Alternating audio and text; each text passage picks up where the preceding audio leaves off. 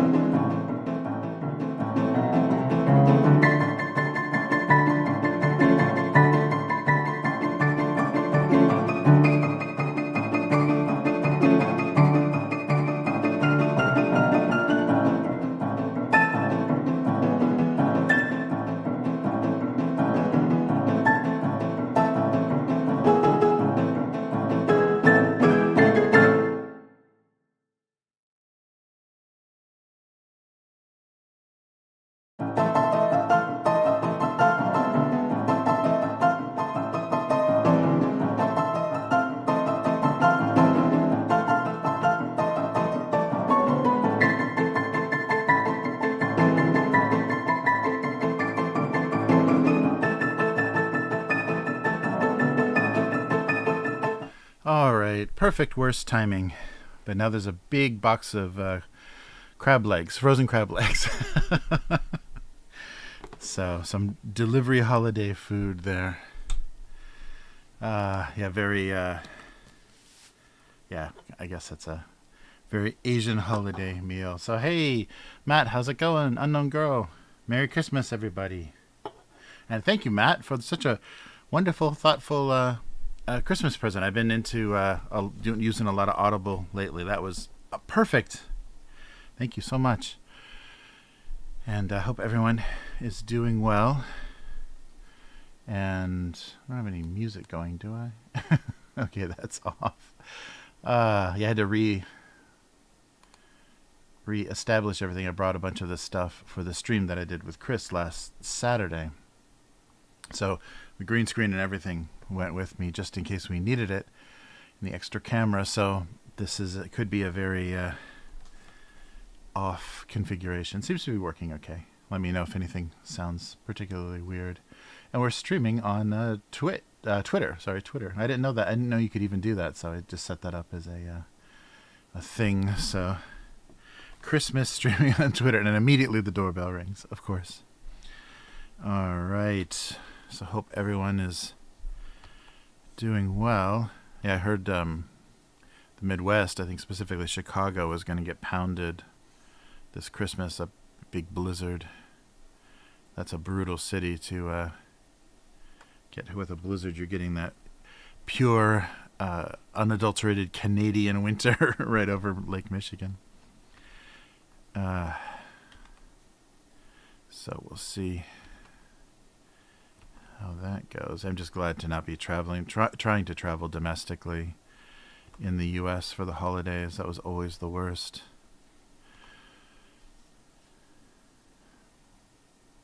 Yeah, isn't that crazy? Yeah, I just found out Twitter. So it just goes up like a post, and then there's a little window with the live stream. Yeah, and I guess you can live stream to a lot of places that I didn't know, but things like Instagram and TikTok and things where you can stream, they do the vertical window. So with something oriented like this, it's just going to be the center. I guess it would be the drawing area, which would kind of work, but it would just be the center of the picture, oriented vertically.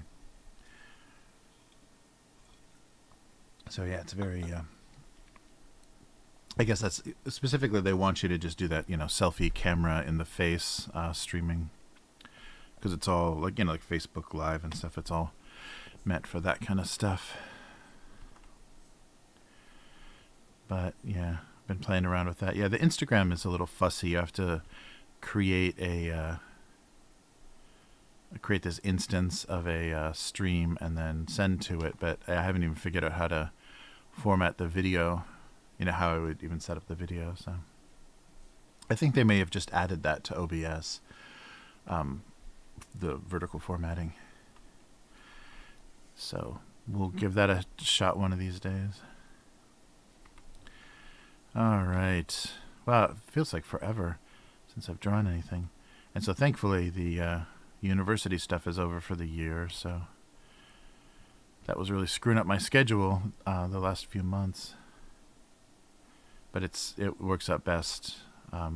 They're still doing, because of the little infection spike and everything, they're still doing what they call hybrid lectures, which means there's a webcam streaming everything and they gradually got better at this. They would actually, when the pandemic first hit at the university, they were doing every lecture twice, one for online and one for in person.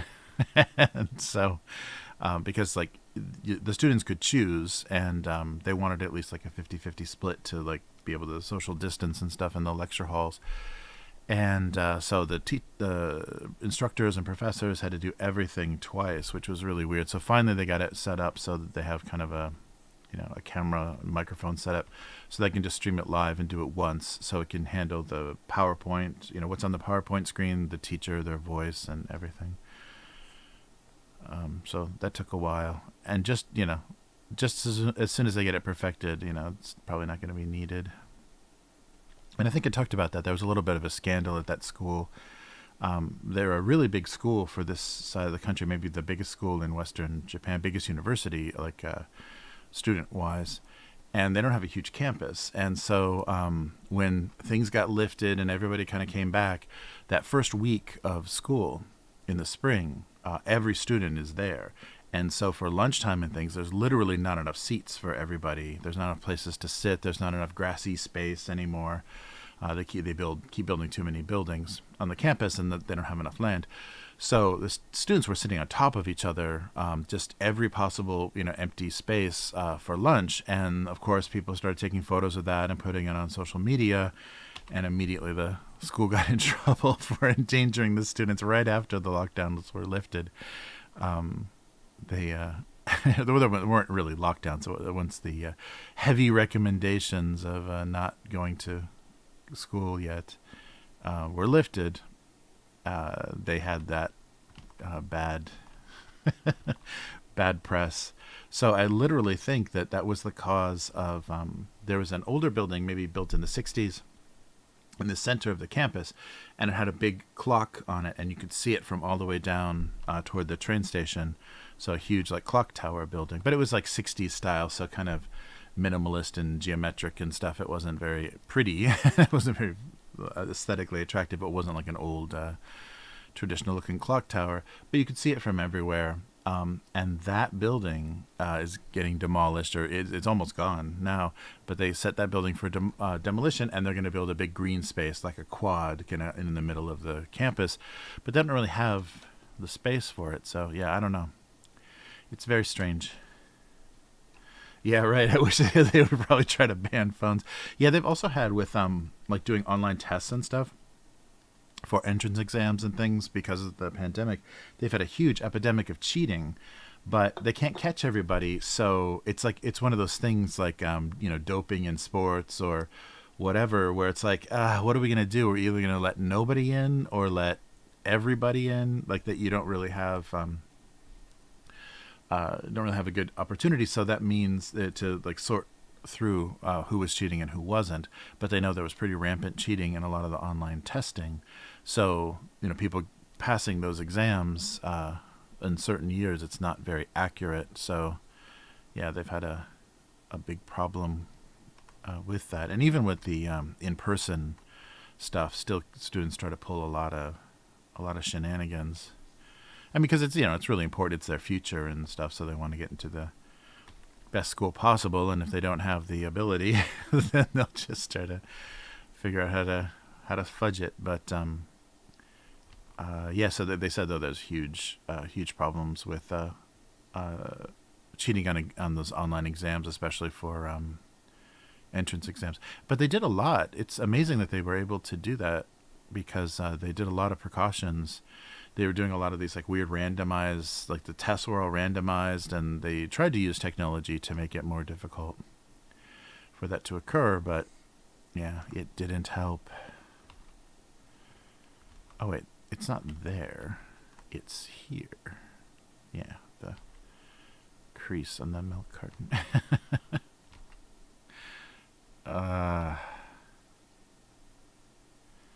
But yeah, so enough of that for a few weeks.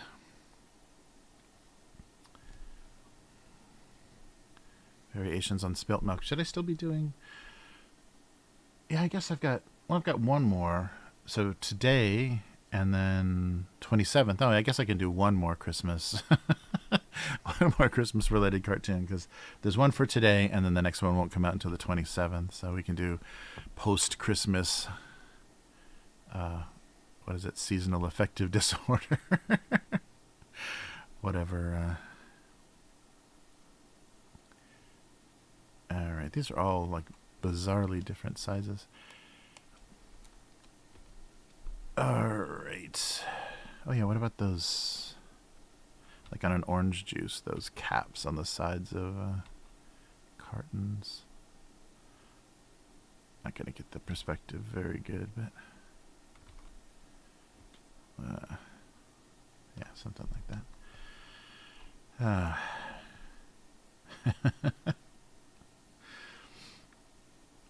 Yeah, something like that may do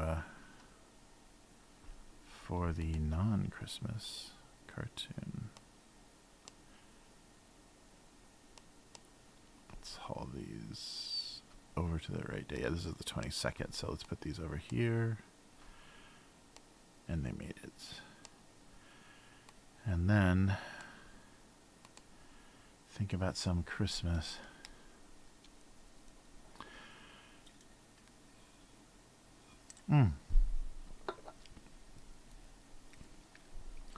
Yeah, so pretty minimal this year. The holiday, and I think even New Year. So New Year's the big family holiday here, but I still think people are kind of shy about going out and doing things. The holiday shopping seems to be picking up a little bit, so that means people will visit family and things. But I don't think as far as like going out to dinner for Christmas. It didn't sound like a lot of restaurants were booked up and stuff, and they really rely on that. They rely on the 24th, the night of the 24th, or even the 25th if it's on the weekend, to be totally booked and have like holiday, special holiday course menus and stuff. But I don't know. I still think it's not back yet. But the grocery stores and things seem to be getting pretty busy. So because people try to. It used to be the style that everyone was kind of indoors for 3 days at the beginning of the year. So some people still try to do that, so they stock up on things.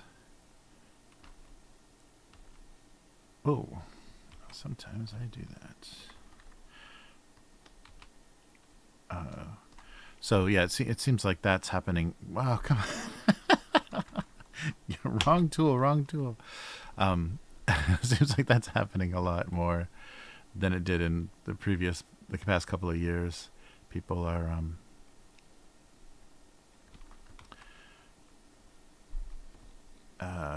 doing a lot more extra grocery shopping and stuff so they can kind of take it easy. But there's so many jobs now that require someone to work over the holidays.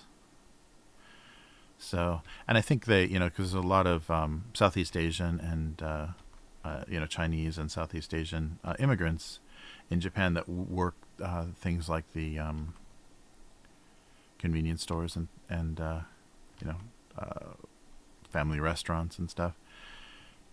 So I guess they'd be reliable New Year's, because I think it's only Japan that doesn't celebrate the Lunar New Year, that celebrates the Roman calendar, 31st of January, and probably just to keep them in sync, for business reasons, keep them in sync with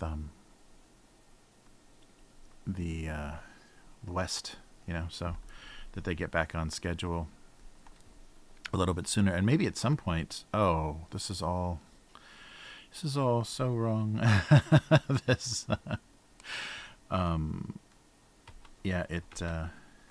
can't. Oh no, I can't. Oh, there we go. That probably gave them an advantage in the early days of like rebuilding Japan, that they weren't doing a lunar. So I'm not sure when that happened. I haven't. No one has explained to me if and when that happened. If they did use the lunar calendar, or maybe since the Meiji restorations, and maybe since like the 19th century, they've been on the Roman calendar, because there was that big push in Japan to modernize and westernize and everything. Now I can lock this again. How do I lock this? Oh, I had a nightmare with Premiere. It's every time you have a problem with an Adobe app, and I guess with Windows trouble too, there's almost no support. Like, there's no way to get any kind of decent solution to the problems, because you go on online forums, the official ones, the Adobe or the Microsoft forums for these problems, and it's just a series of, how do I lock this layer? There's got to be a way. It's just a series of, oh yeah, me too, I have that same problem. Yeah, me too. I have the same problem.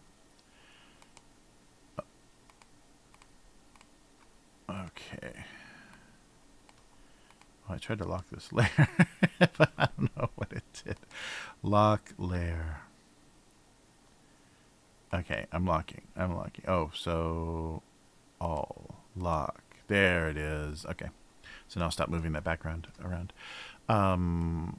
Yeah, but it's just a bunch of people post your specs, post your machine specs and the configuration of your system and whatever versions of everything you're running, and we'll try to give you an answer.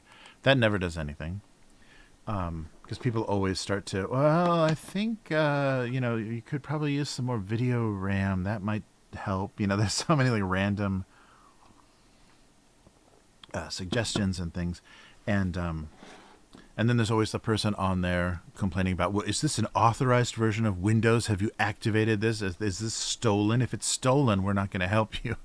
And they're not even Microsoft employees or Adobe employees, but they're doing this righteous, this better be official software. And it's just completely useless. I'm so shocked that, and of course those get really high search engine rankings, so it's very hard to find any legitimate. It's almost as bad as like trying to find like health advice, So if you have some strange, pain or some like weird reaction to something, never look up a health issue on the internet. It just is this terrifying rabbit hole into everything is cancer. It's really terrible.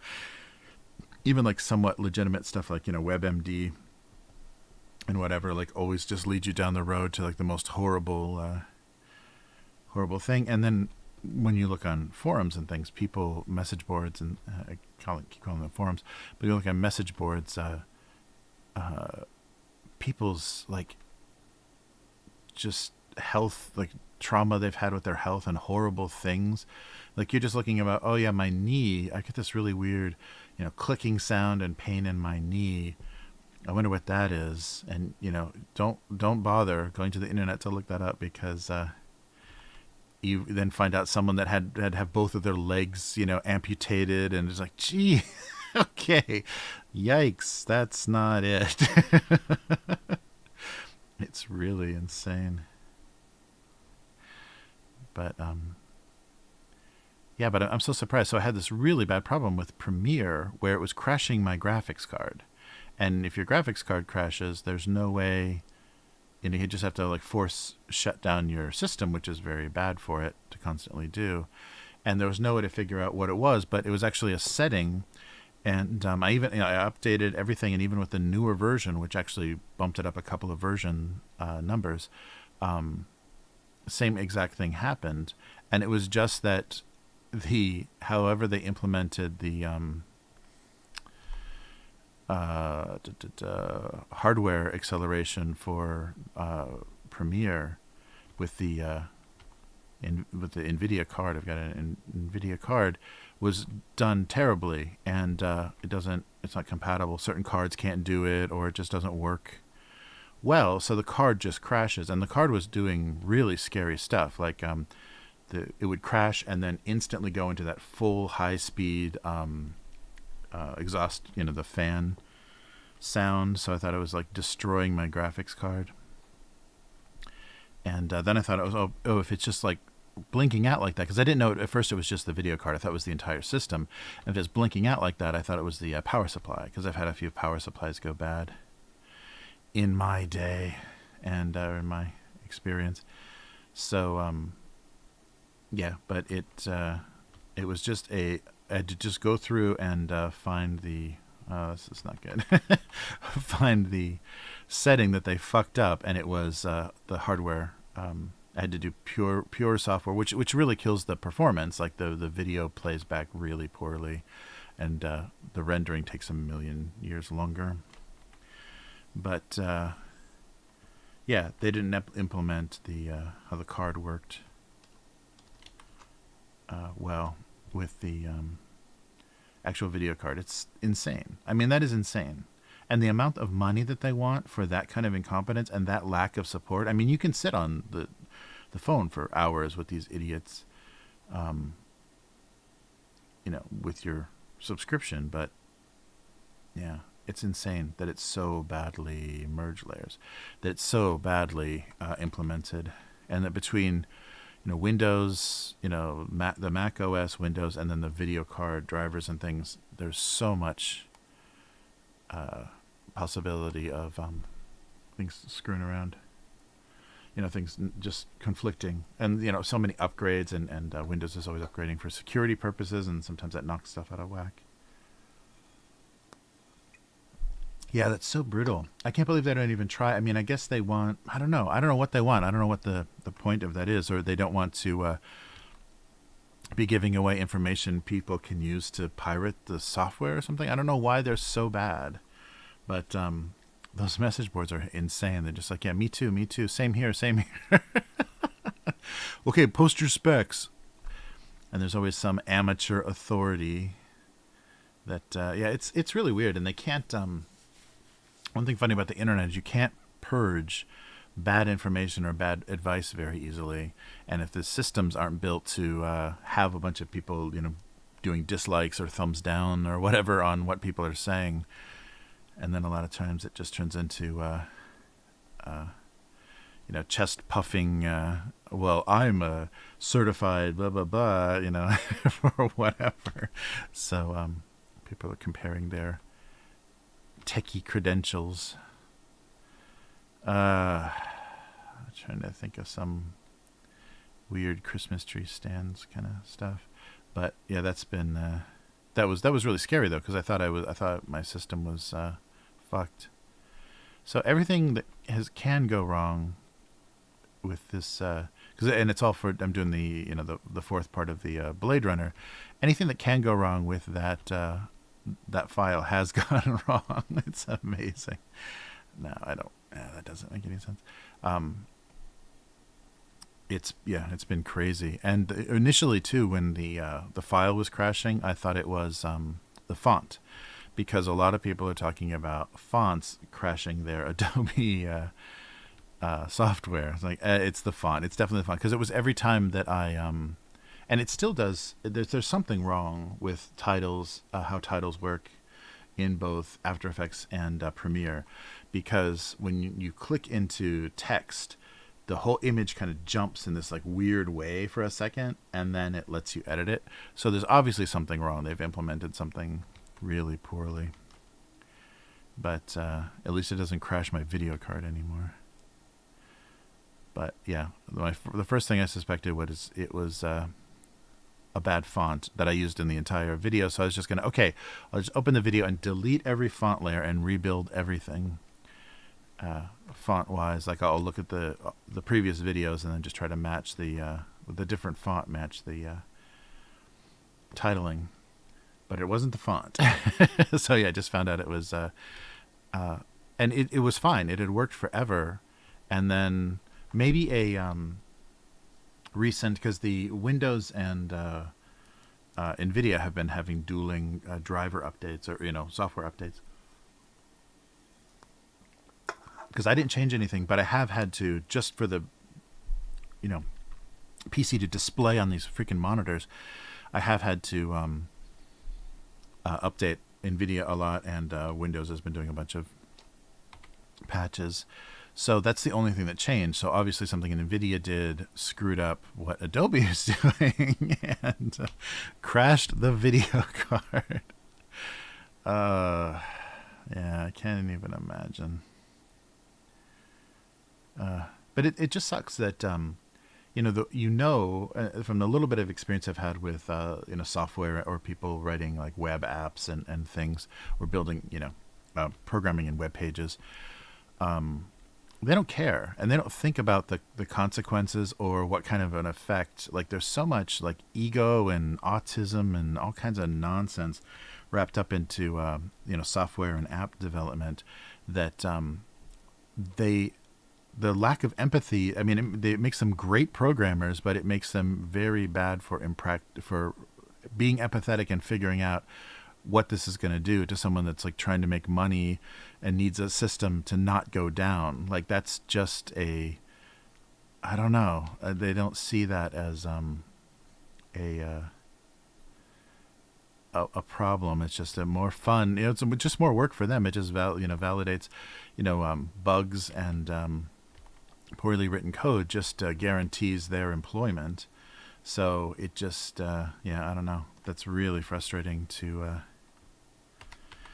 when that stuff comes around and bites you, because too many incompetent, thoughtless programmers implemented something that and I guess it's just like the level of complexity may be beyond anybody to actually be able to even bug test anything anymore. How about a cake? Oh, Christmas cake is not a thing anywhere else, is it?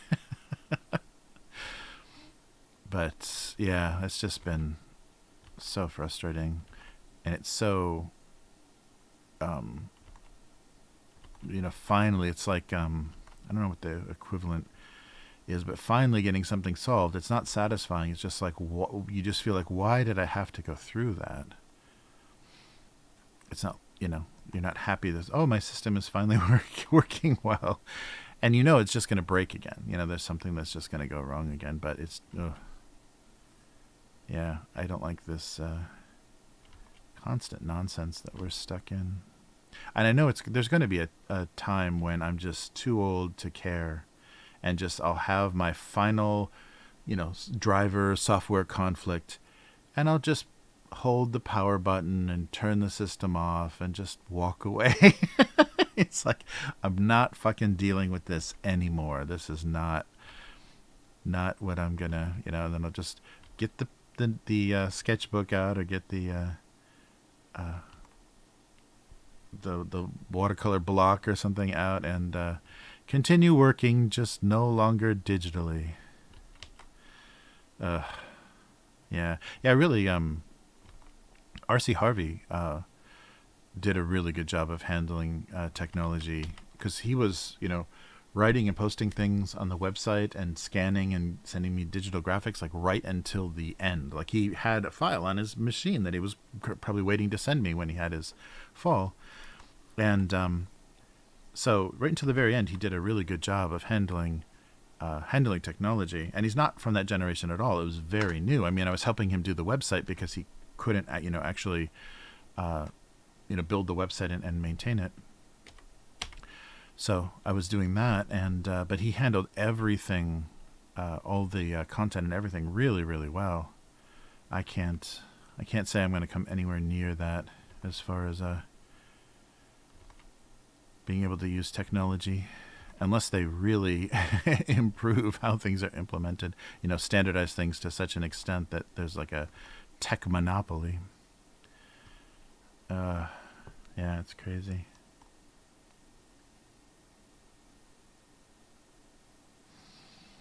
Christmas crackers.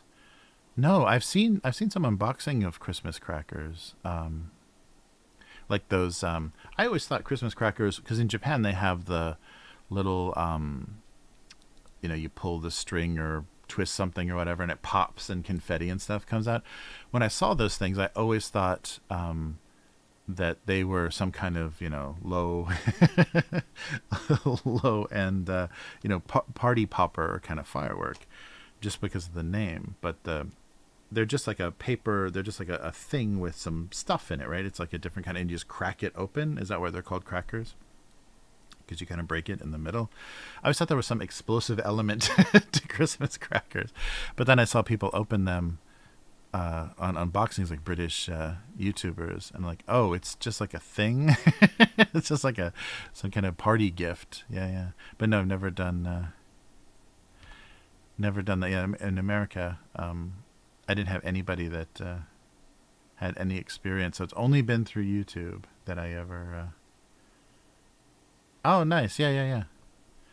Yeah, I never had anybody that had any experience or brought I didn't have any relatives that lived abroad, or anybody, any, British relatives or anything visiting.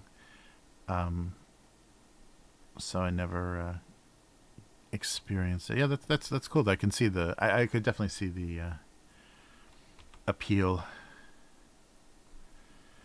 But I always had, a weird misunderstanding. I always thought for sure they were like some kind of party popper thing. They just looked like explosives. They looked like they were hiding a small amount of something. Yeah, those are pretty popular here. Those little things you crack, and then the little streamers and confetti come out for birthdays and stuff too. Yeah, that's a very popular thing.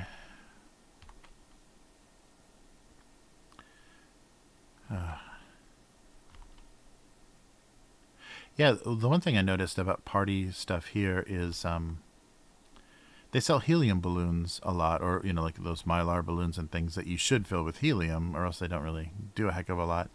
But they don't have, like, stores don't fill them for you. Like a Party City or like a big party shop will have a big helium tank, and they'll fill stuff for you, or you do it yourself or whatever. But here they don't have anything like that. You have to buy individual tiny little canisters of helium that cost a fortune. They're so expensive. And I don't think they're so small, they probably don't do that many balloons. But if you want to do helium, you have to buy these little tiny helium tanks. And so it like makes everything, filled with helium super expensive. But that's so funny. There's no shops that like fill stuff for you. So you never have anybody like on the...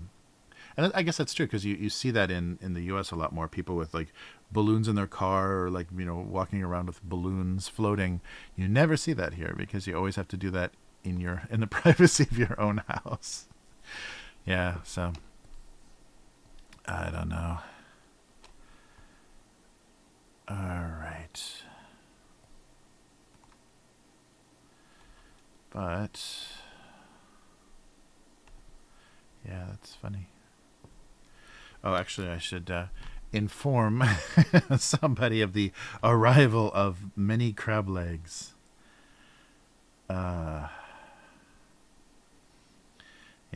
so I guess that's going to be Christmas dinner? I don't know. So they do nabe, so like a hot pot kind of thing with crab legs. So you kind of shabu shabu the crab legs in like a hot different soups or maybe even oil or whatever. Yeah, kind of like speed cook them.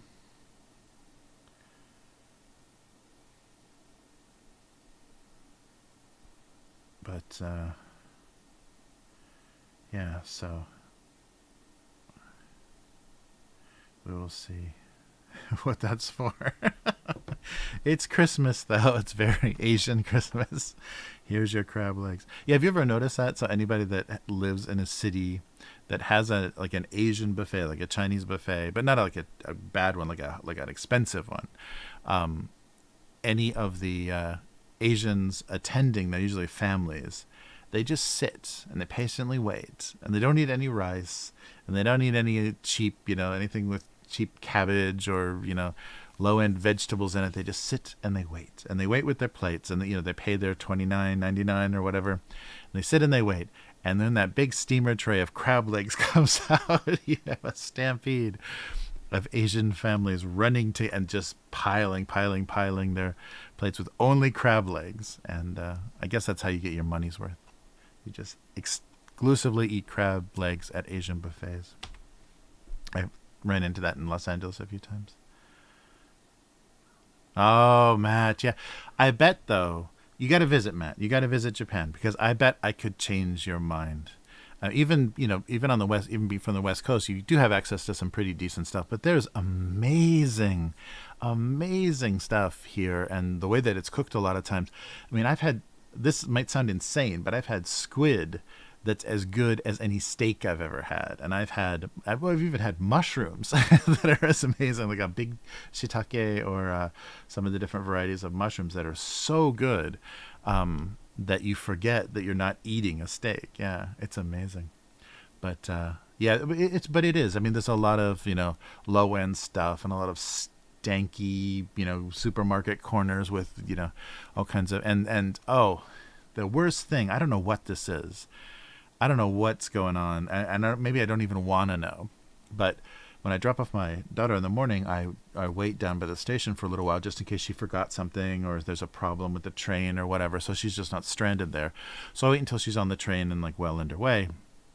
The place where I can park, a big truck pulls up, and it's a truck that has like a hydraulic, like a gate that comes down, and so there's two big, I don't know, they're not tanks, but they're like closed cases. They have like their lids. They're like big metal boxes with lids on the back of this flatbed that has this lift tailgate thing. And this guy goes to the little fish shop. There's a little stand that sells fresh fish, and he gets a little tray, and it's all bones and guts and stuff of fish, and it's not bigger than like a cookie sheet or whatever, just a little raised tray with a bunch of like fish stuff, like whatever was left from them cutting the fish. And he lifts up the lid of one of these big metal boxes, and the smell, no matter what, I have all my windows up, just like the air is off, nothing. You can smell this horrible smell of just rotting fish and seafood and whatever is in there. Just wafts, and he just opens it, just like a few inches, maybe 6 inches at most, puts that tray in, then and flips, just kind of taps it on the side and puts the contents of that tray in there. And it's all, so they're recycling stuff, fish stuff, the not meat part of fish, for some reason, but it's insane. And the truck is unmarked. It's just a plain white-sided truck, so there's no company name or phone number or anything. But I really wonder what that's for, like what they reprocess, maybe like fertilizer or something. I really wonder what they reprocess that is. But that guy has to have no sense of smell because it is so brutal. So it's like worse than any like bad fish smell, like low tide, anything that you've ever smelled. It's the worst thing I've ever smelled. And he just does that every morning. He shows up, he gets a little tray, and there's like bones and tails and all kinds of the inedible parts of fish, and he just puts it in the back of his truck and drives off. But no, but there is amazing. There is amazing seafood. So I think I could turn you around because there's a lot of nice quality stuff, that the texture and the smell and everything. And most Japanese that I've met hate fishy smelling, fishy tasting, strange textured seafood. I mean, a lot of them, and there's I've met a considerable number of Japanese that hate sashimi. Like they barely eat sushi, and they don't eat sashimi at all. So yeah, it's not uncommon. I mean, it's pretty unpleasant. And I think that aesthetic of like pulling apart, and I guess like people on the East Coast do that with the little like Baltimore, like Chesapeake Bay area, pulling apart crabs. And then there's a lot of crab restaurants on the West Coast, but that just like picking it out at a water bug to get its meat is not very appetizing. So there's a lot of that kind of stuff I really don't enjoy. But there's really good seafood here. It's crazy. It's been attempted before. Yeah, it's funny though, but then you only have to eat really expensive seafood, which is, that's pretty crazy. And in Japan, expensive seafood is expensive. So yeah, because I grew up, everything was frozen, like all fish was frozen, and most of the stuff was baked. So like, all the Catholics or whatever would bake some kind of fish in an oven, so their house just stunk like crazy, whatever kind of baked fish they bought for Friday dinner. That was brutal. Yeah, so I didn't grow up with, super negative. I think the only thing I ever ate growing up was tuna fish, in oil in a can. Chicken of the sea was the only thing I ate seafood-wise growing up. And like my mother hated seafood, so like sometimes my father would get like frozen fish sticks or whatever. So I'd have those, and those were kind of okay as long as they weren't too old or, cooked. They were cooked decently. But yeah, so I didn't have any love for seafood at all. And some of the really exotic stuff, it's impossible to eat. Like if you think about what it is, it's impossible to eat. I when I first came to Japan, I used kind of this trick, and I think I talked about this before, but I used a kind of a psychological trick when I was like eating an octopus brain or whatever tentacles of a squid or whatever stuff. That just like, oh, this is pretty disgusting. This doesn't even feel like food.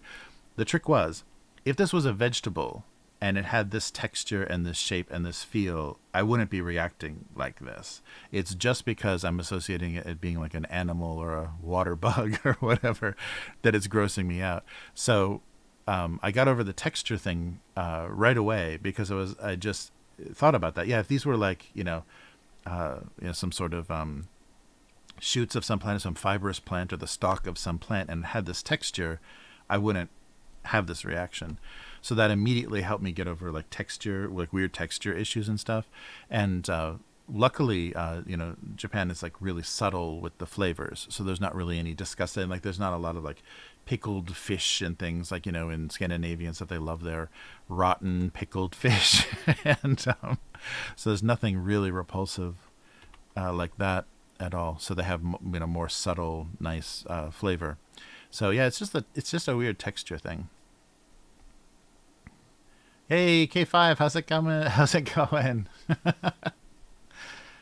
Hey, Matthew. Nice. I guess this is a Christmas. Is this a Christmas present from Hyphonics? That's wonderful. Merry Christmas, everybody from Hyphonics.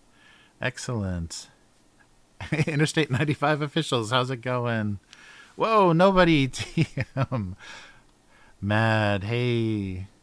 Nice. Hello, everybody. Good to see you. Merry Christmas and happy holidays, wherever you are at. Yeah, I'm trying to draw the last Christmas cartoon of the year. Maybe it should just be a pile of presents. I've got a Christmas tree stand, but I don't think that's working. Nice. Oh yeah, I'm on very late. Yeah, sorry about that. I got a late start. Hey, Hyphonics, thank you so much. Happy holidays. Very cool. Hey, Bork Bork, nice. Well, thank you so much, Hyphonics. What a wonderful... It's just what I wanted. How did you know? This is just what I wanted for Christmas for my channel. uh, thanks so much.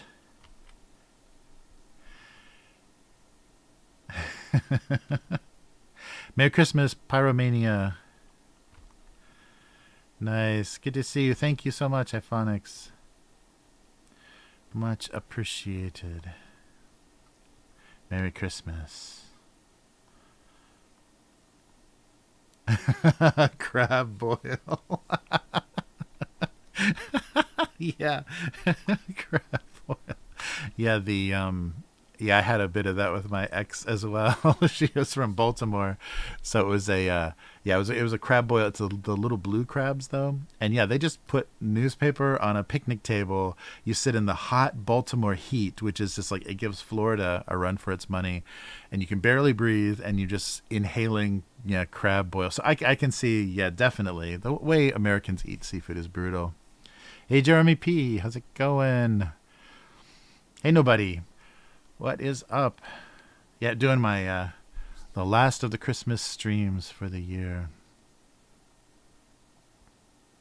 Oh, thank you. Yeah, thanks for subs and likes. I really appreciate it. Oh, I'm not even watching my notifications. Sorry if anybody did that. Let me double check. Oh, thank you, Av, for subscribing.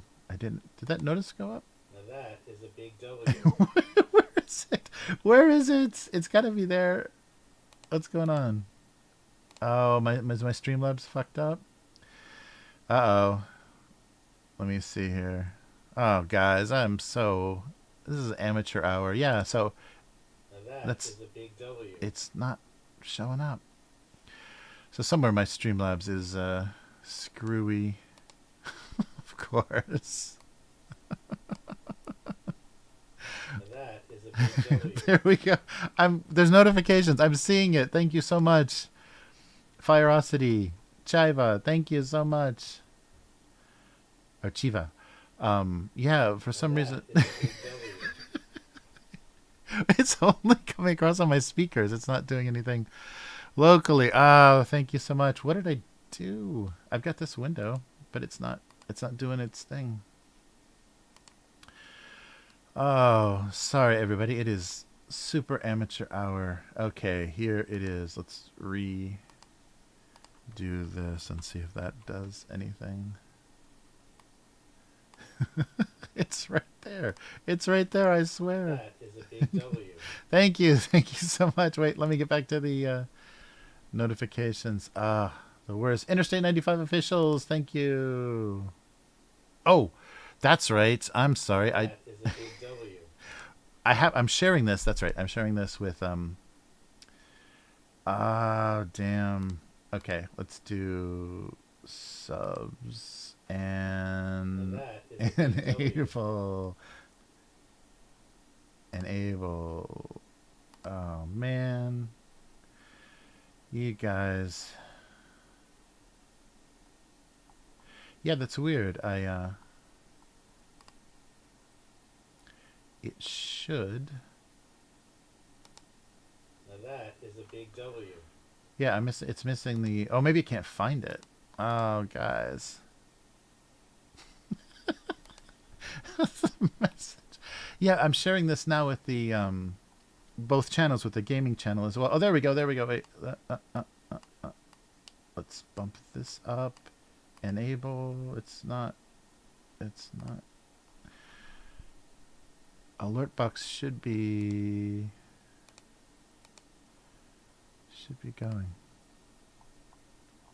Oh, thanks guys. Sorry. Yeah, because we record the podcast as a live stream in the other channel, I'm sharing the same account. So it wasn't going through. Sorry about that. Is there anything else? Well, if you can hear, you're getting voice response. So thanks so much for all the subs. Much appreciated. Yeah, very very odd. So, maybe the yeah, there's something odd going on. 4 more subs. Oh, Nice. Almost back to 1,000. We're always right there, hovering around 1,000. Thanks so much, everybody. Merry Christmas. Sorry, I don't have That any is a big any W. big W's popping up. God damn. The I'll have to yeah, the Streamlabs should be working. Everything all at once. Everything everywhere all at once.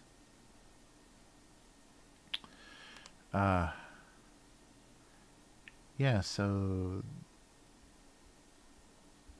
that's so weird. The subscribers should be. So maybe it's the whatever settings. Bum, bum, bum. There it is. I think I got it. Oh, man. Thanks, you guys. Much appreciated.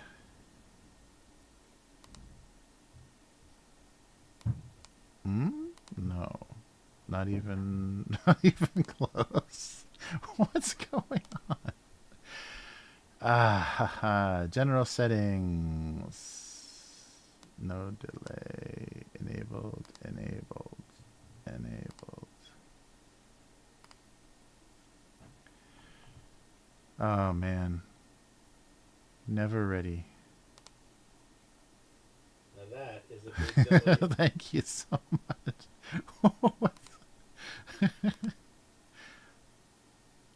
Yeah, I'm not getting my my W up. Well, I'm gonna have to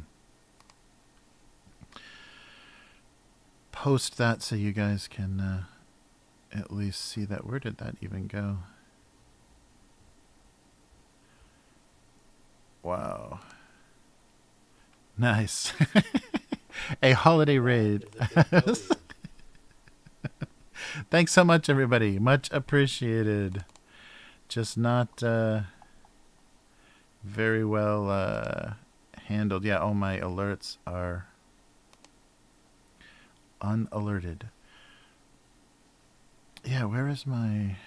Oh, here we go. So what is this? No. That is a big W. So there's the sounds. Where's the graphics? Oh man. So hopefully you guys can hear that in the background. I might not be picking that up.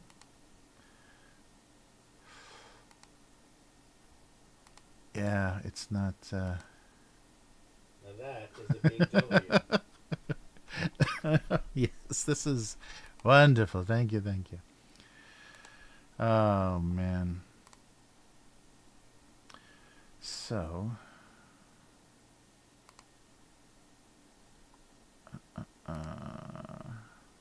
The profanity filters are set. Now that is a big W. Yeah, sorry guys. Thank you so much. It's not finding the big W. Where is it, and why is it not? Why is it not working? That is a big W. You hear the big W loud and clear. Good, good, good. Yeah, sorry. There was an orange with a big W, but he ain't here right now. Weird.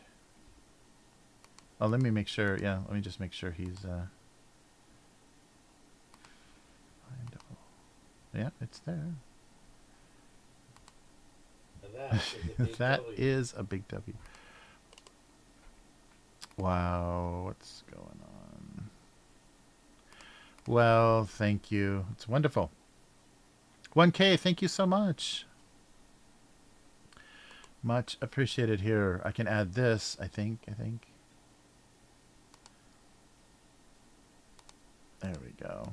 Maybe this won't be very visible. Yes, it won't be very visible, but there it is.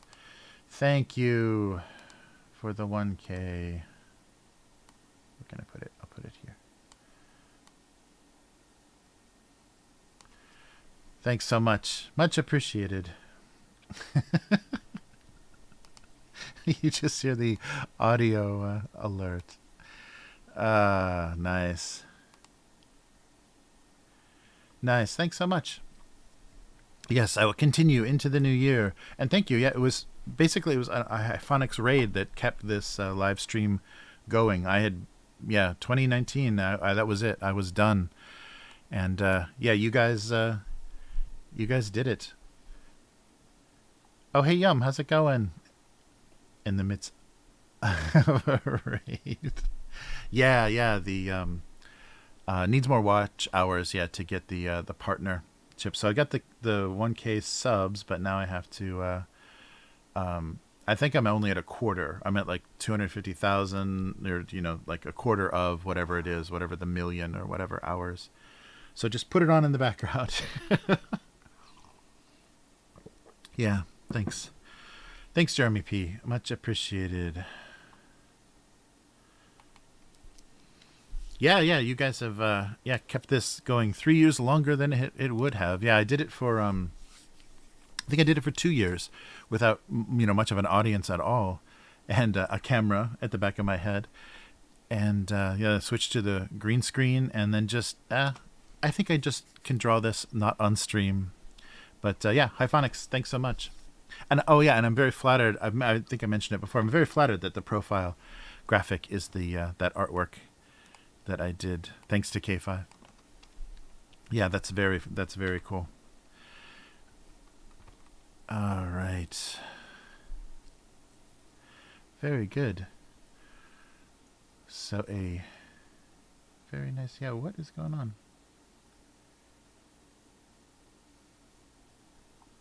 Yeah, very funny. But yeah, very cool. What a nice Christmas. Yeah, K5, you have been responsible for 3 years of this live stream that never would have happened otherwise. Yeah, that's pretty excellent. Thank you so much for the motivation.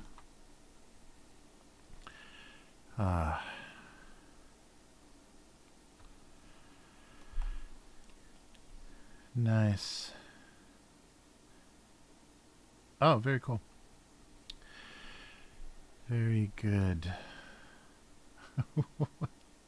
I still don't understand why I'm not getting my little W animation. Is there a reset to defaults? Yeah, it's funny. Oh, that's where the text to speech comes from. Oh, brutal. It's right in the Streamlabs controls. Yeah, everything should be enabled. Nice. My little orange. Oh, I'm working on the last two cartoons for the year. Actually, there'll be one on the 29th as well. Yeah, so this is the 2 of the 3. So this is the last one before Christmas. So one more Christmas themed. So something like, yeah, maybe presents or something. I don't know. Stacked by a. I like the weird tree holder. I don't know what that is. I like the weird Christmas tree holder. But some sort of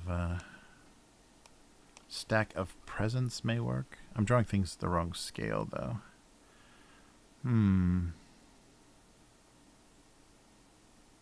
Oh, that's right. I was going to do a like some remnants of a tree, like a pine tree limb or something. Nice. Yeah, so if you guys want to see what this is all about, wait, where is it? My window. This that's starting in 2007, but that's the archive. Oh yeah. Oh yeah, I can just show you right now. So what I was doing now, let's just go here. So this is the newest. That's the archive. This is the latest. So they look like this when they're finished.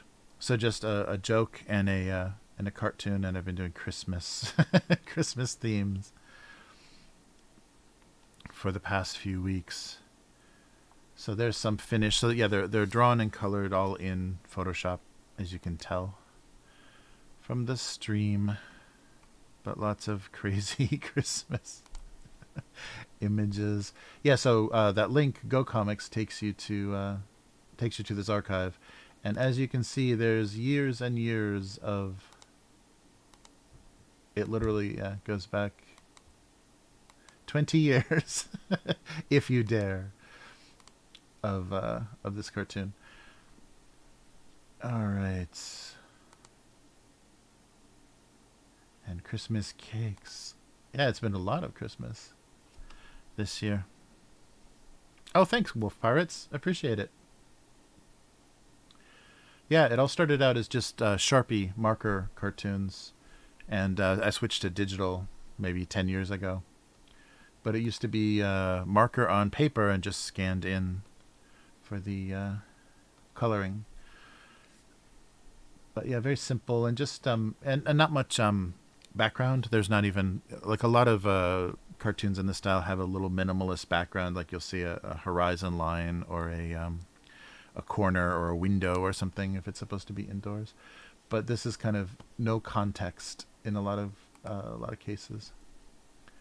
So it lets me play around with where things actually are. Oh, thanks. Mechanical Jugs, thanks. Yeah, very simple art style, because it just started out as a marker, kind of heavy marker line. So no, complicated line work or hatching, and I let the color do a lot of the rendering. So there's like a layer of color and then a layer of shadow, and that does all of the kind of anything that gives you a dimension is all from the colors. So it's like just flat shapes.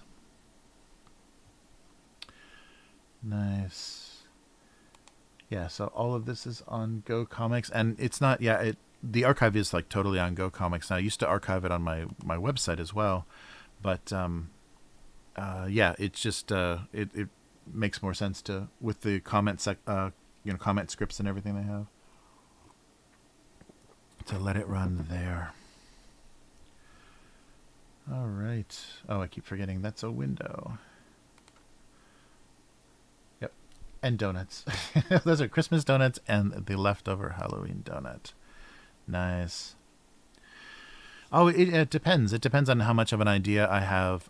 Before the stream, before I did it with like a chat on Livestream, it could take a couple of hours to do just the 2 cartoons because it took me so long. So a lot of this drawing, all of this like early drawing, is just kind of warming up and trying to come up with an idea, like 2 objects together, and makes me think of some joke or idea or whatever.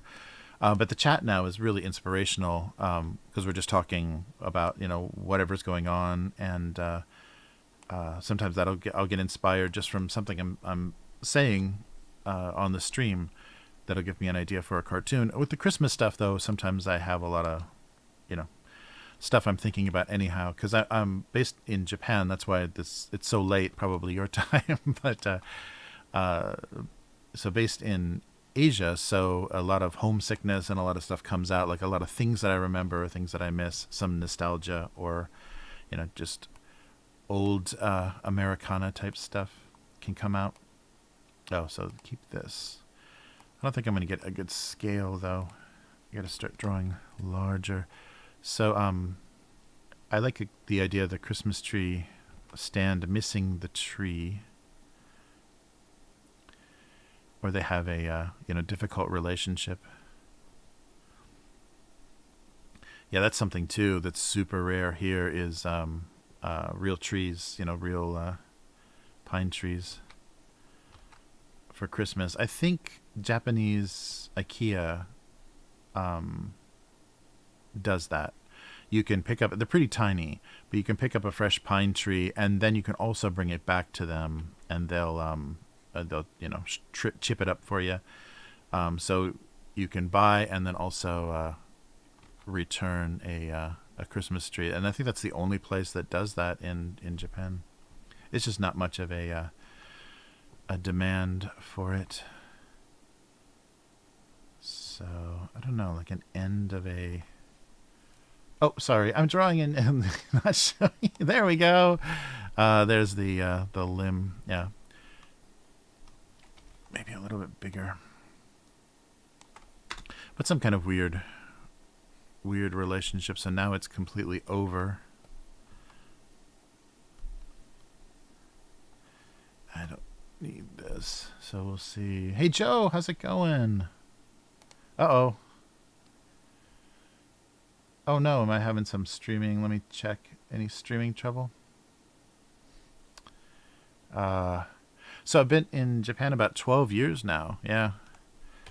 We moved here to have kids because kids kids not in Japan seemed kind of like a difficult situation. Because we were in Los Angeles before we came here, and I didn't want to do that. And mostly because of the education system. Not that it's amazing here, but you learn Japanese a lot better in Japan than you do in California. So that was a pretty important thing, is being literate. Because you can be very literate in English here, but you can't learn Japanese very well outside of Japan. At least not to a natural fluency level. So that was a big motivation. I don't know if I like the look of that limb. Maybe something a little scarier and more failed. So that was the big motivation. Definitely wasn't for work because it's not been easy to do creative stuff. There's not a lot of respect. I mean, there's so many great illustrators and artists in Japan, and they're so underappreciated and underpaid, and that's why a lot of them leave and go to Europe or the US, is just because unless you're suffering, it's not considered work here. I think there's some kind of thinking that unless it makes you miserable, then you can't get paid for it. So that's been a fun discovery. Oh yeah, so maybe just a branch and some needles will get this across instead of doing the fronds, the palm, it's not fronds, the pine needles. Yeah, so just kind of put these on a different layer. Just kind of this deal might get across the the idea better. And putting eyes on a stick is not going to be easy. There we go. And the other thing, that if you've read a couple of these already, they're kind of sad. So the tone and the subject matter kind of came out of just sadness. So it's funny sad. So they're a little dark. Sometimes the humor's a little dark, and sometimes they're just brutal as far as the content. I've had people, when I published little books, or self-printed little books, and sold them at comic book shows, and I've had a lot of people just saying "oh," as they were not laughing, just being like hit by something. All right, so a little sad twig. Yeah, something like that. I didn't draw any sort of reservoir for water, did I? So maybe let's fix this a little bit. This just needs to have something that can have water in it. Oh. There we go. Now it looks a little bit more realistic. Yeah, nostalgic dark comedy. Nice. Hey Joe, how did you guess? Drawing Christmas stuff. Yeah, that's the stuff that's gone the easiest this year. I was surprised how quickly I was able to come up with content. But this is the last one before Christmas, so the rest of it's going to be sad after Christmas stuff. Yeah. Yeah, one year I did a little book of kind of collected Christmas cartoons, because after a few years I had enough of them that it worked. But the the window for that is so short. Excuse me. It's so quick that people don't want to deal with anything Christmas too far before or too far after. So let me zoom in a little. So yeah, we'll do a Christmas tree stand, no longer employed, or I guess done for the year. So yeah, maybe he's concerned about his what happens next. There we go, something like that. So that's just the flats. Yule log is better than sad twig. Yes.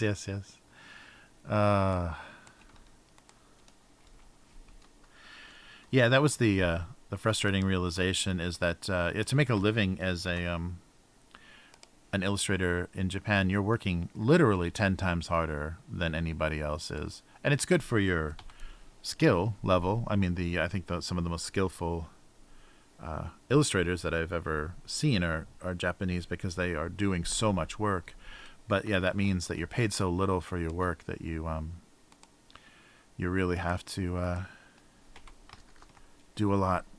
So yeah, that was very, very depressing when I and it's just that I was used to the maybe overpay of the U.S. being overpaid for your talent level.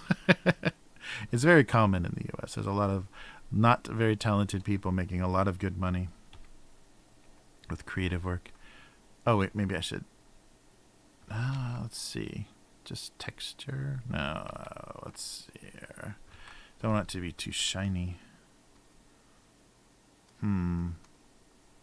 Yeah, because the texture's pretty rough.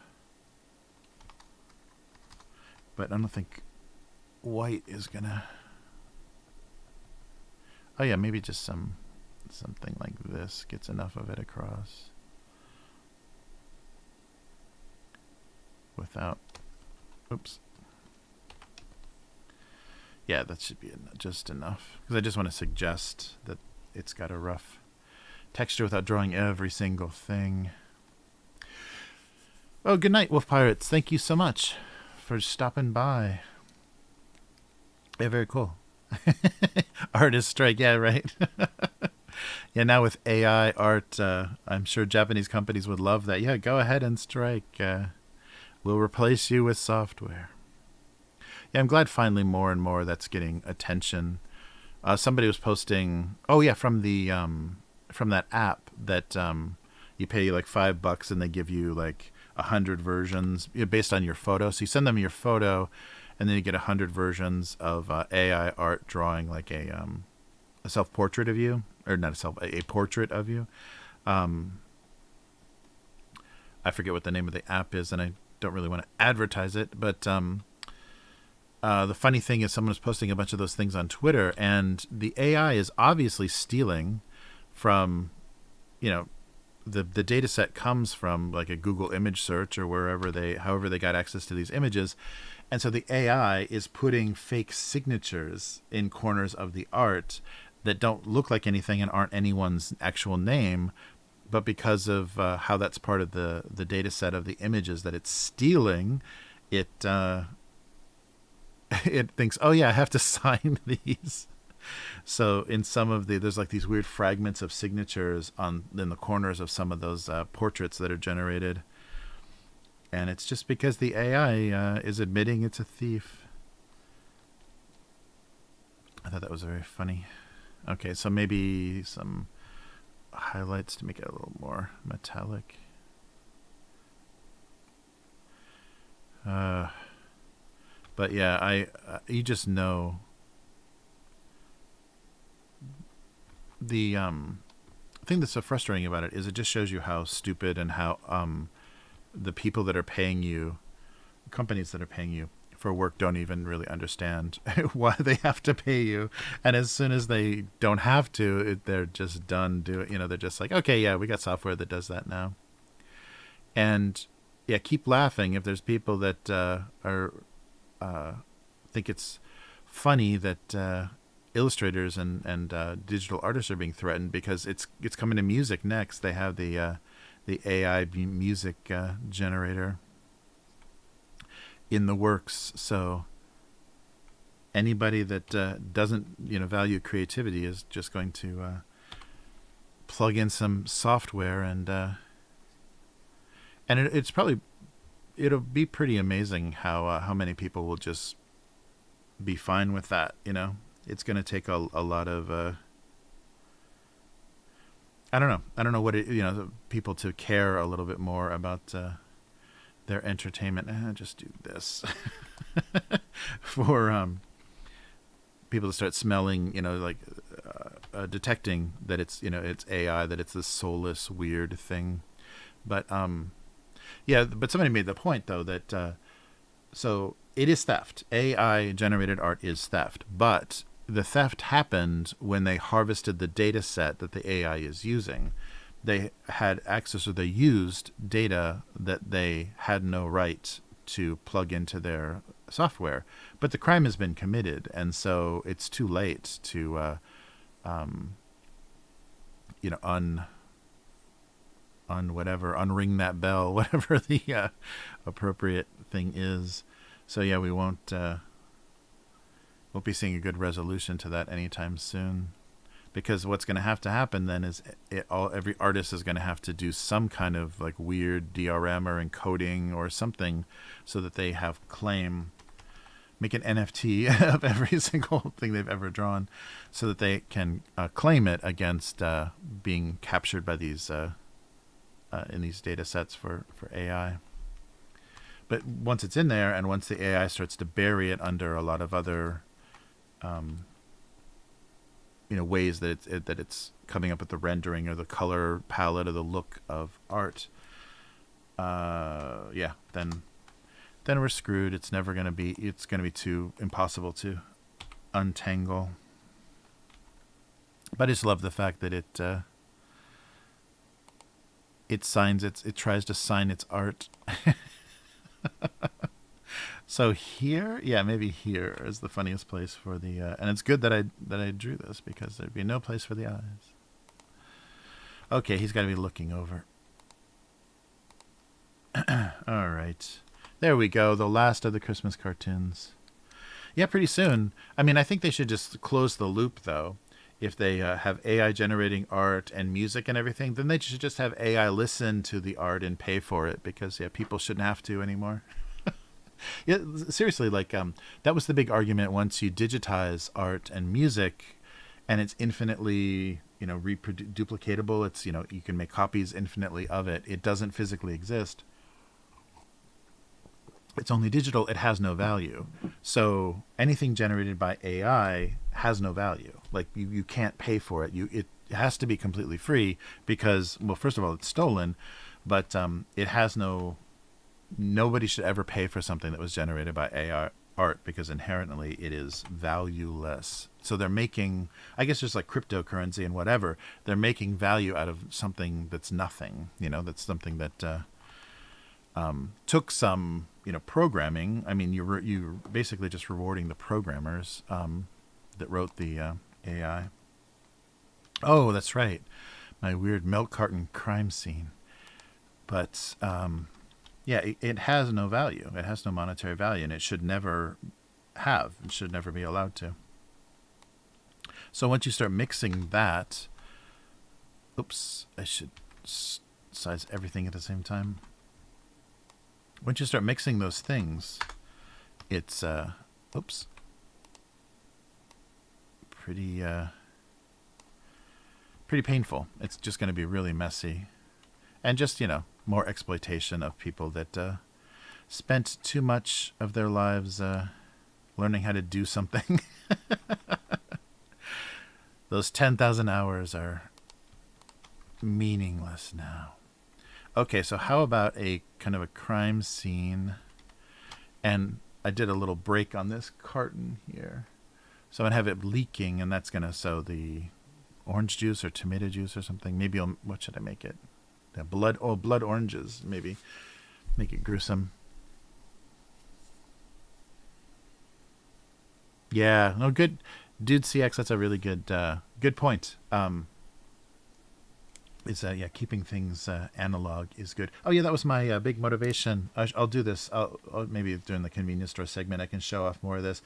But this year for my Japanese New Year's card, I drew them all this year, so I had to come up with a thing that I could reproduce well. But usually I take a so it's Year of the Rabbit, obviously.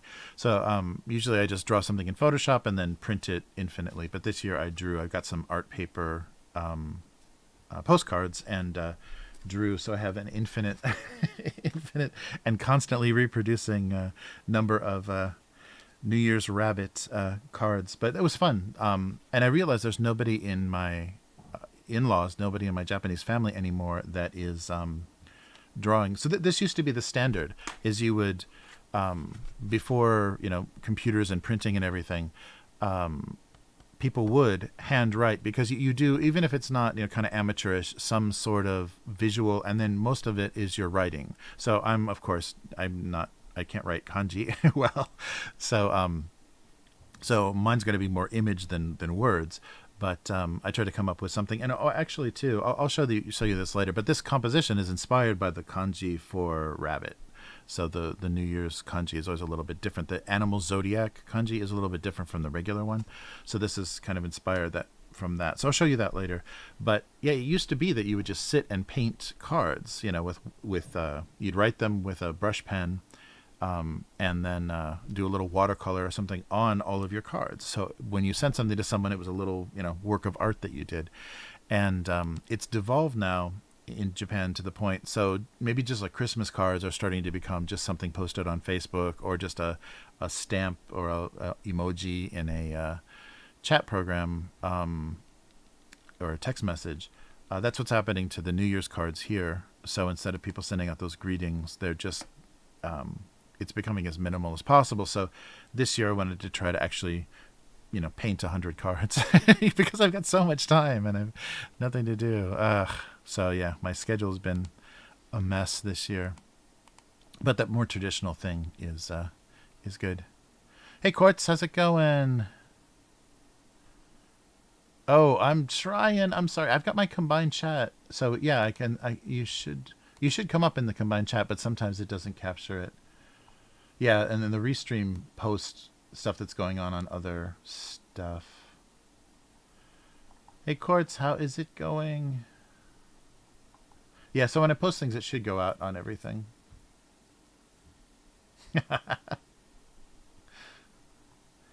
Nice. Yeah, hopefully that that non-looping Christmas frame isn't driving everybody crazy. Nice. Oh yeah. Yeah, that's really really cool. There's a lot of stuff. A lot of stuff here, because the stamp, the signature stamp, the hanko of the kanji of your name in Japanese is a very common thing that people interact with. So people do like put a lot of stamps on letters and things, rubber stamps. So yeah, there's a lot of interesting ways. And the traditional way to do that is actually carving in the stone, not actually like cutting a rubber pad or anything away, but actually carving in stone. So there's actually little chisel sets and things you can get for doing tiny stamps into. They're pretty soft, like limestone kind of texture, but yeah, little stamps for doing things. There's a few artists that do that at a couple of the Japanese art shows I've gone to. It looks really cool. All right, so some sort of sinister milk carton scam. Oh, eggnog, yes. That's right. Oh, nice. So you've had a big Patreon event, Quartz? That's very cool. Very cool. But, yeah, let me put some color on these and see what we want to do here. Yeah, so what is... So they're going to be sitting in a puddle of something. So what is that going to be? I guess I don't have to decide right this moment. Just put some fill on these. Hey, it actually worked. So it could be orange juice, pink grapefruit. That might work.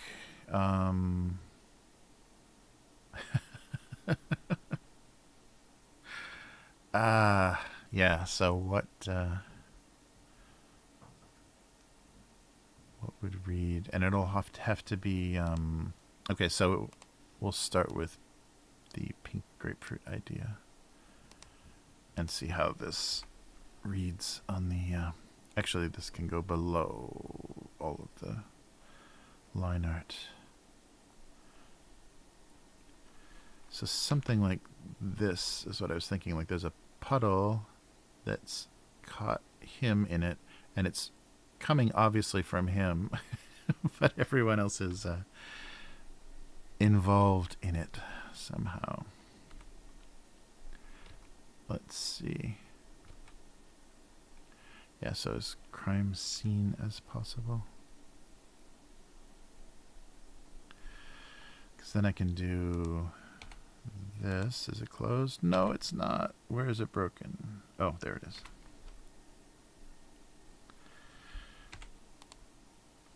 And I can do something like this. Yeah, so pink lemonade or yeah, something. Yeah, so I want it to, suggest something terrible, but it's just a leaking container, something like that. Oh, thanks, Quartz. Yeah, take it easy. Merry Christmas and Happy New Year. I might not be back for a while. Oh, yeah. Yeah, sorry. Yeah, I got... mostly most of the subscribers and everything are on YouTube. My YouTube is only...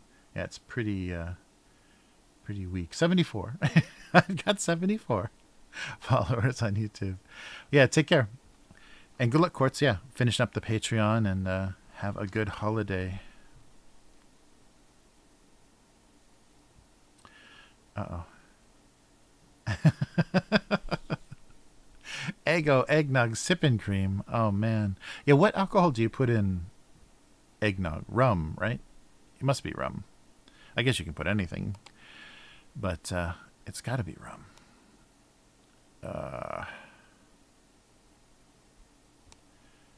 Yeah, so something like this.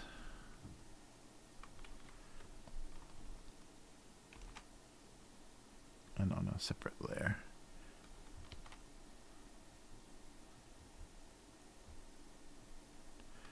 There we go. What? Oh, it's not closed.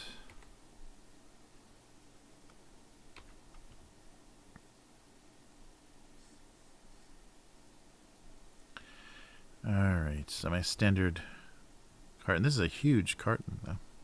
A family size. All right.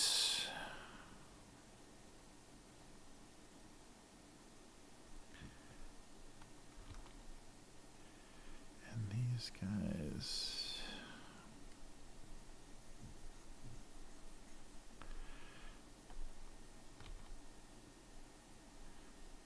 There we go.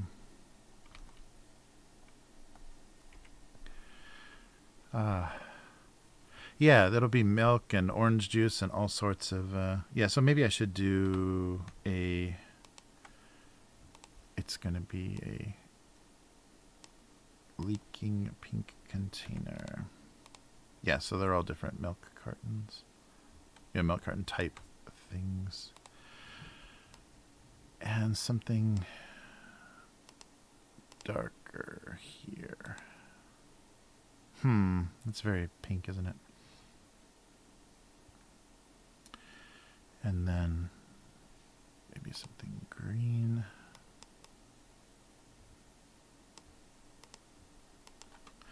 Maybe I should do eggnog, though. That might... Maybe the big thing leaking should be eggnog. I think I can make that read correctly. They suspected. The first eggnog Oh yeah, if I switch it to eggnog, it can be the first eggnog casualty of the season. So let's see if I do kind of warm it up a little bit.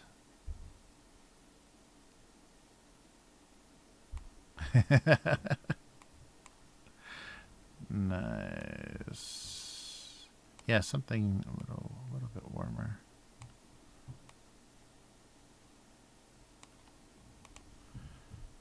Let's see, how does this read? First the line. Oops.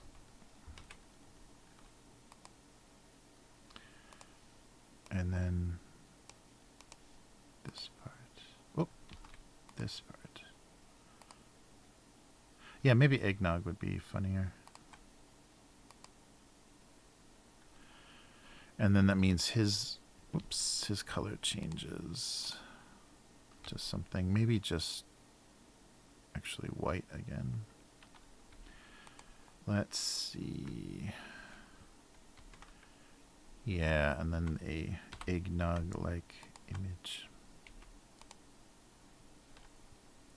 There we go. Bright yellow. There we go. It could be eggnog, really. Yeah, I think the pink was a little overwhelming. Kahlua, nice. So, oh, brandy is an eggnog. Ah, of course, that makes sense. Dark rum and cognac. Nice.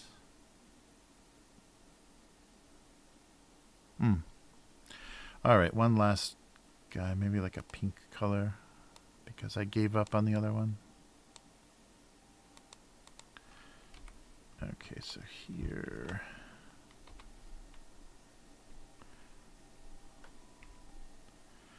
There we go.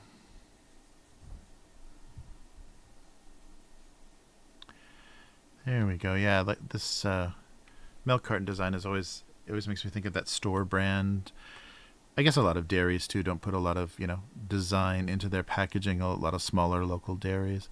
But the store brand always had, just a very, very basic, just like a diagonal line on the milk carton. So that's always how I've colored milk cartons in this cartoon. So I guess I shouldn't change now and get even more confusing.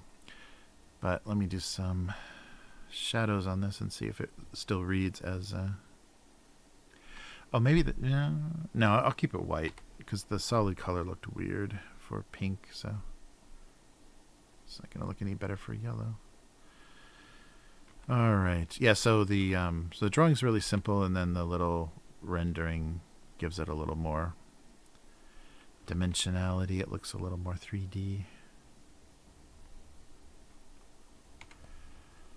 All right. And here...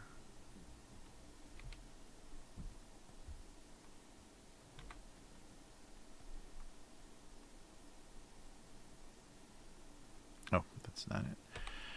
All right.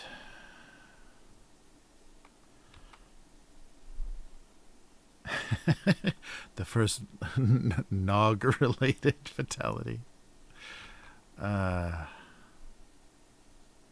right. Yeah, then. So some colors show this highlight well, and some not at all. There we go.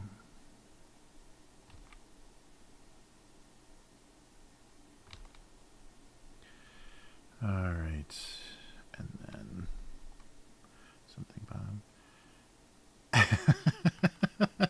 Oh, incoming eggnog puns. Egging me on.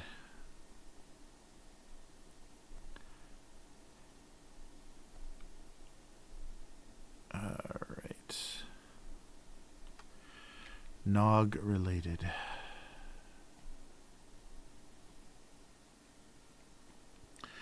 So close to the end of the year. All right.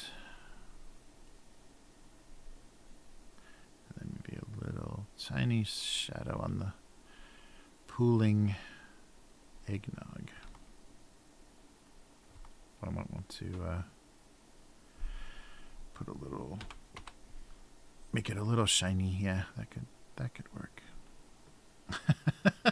All right. There we go. What a brutal holiday scene.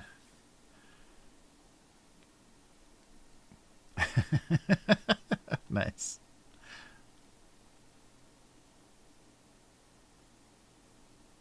Yeah, isn't it weird, the different tolerance for cold, and you kind of adjust. Like here, it doesn't get very cold; it like barely gets below freezing, but it's really chilly and aching, like a weird. It's like if it was just a little bit colder, there'd be no moisture in the air, and it would be all.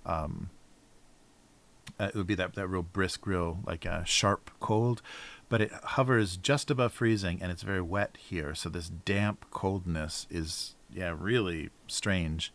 It feels very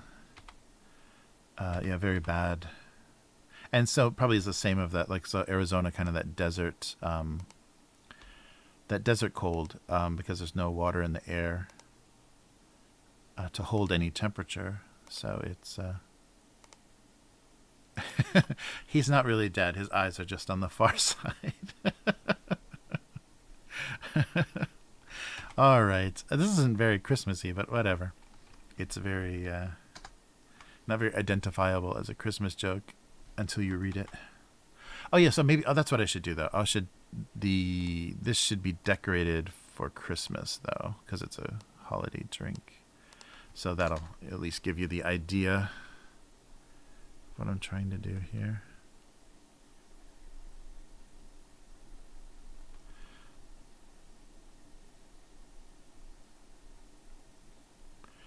The holiday beverage.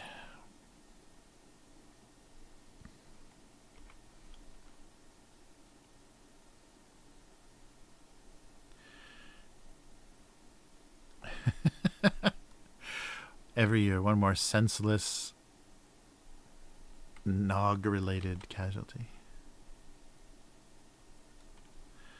All right, and then maybe fade this a little bit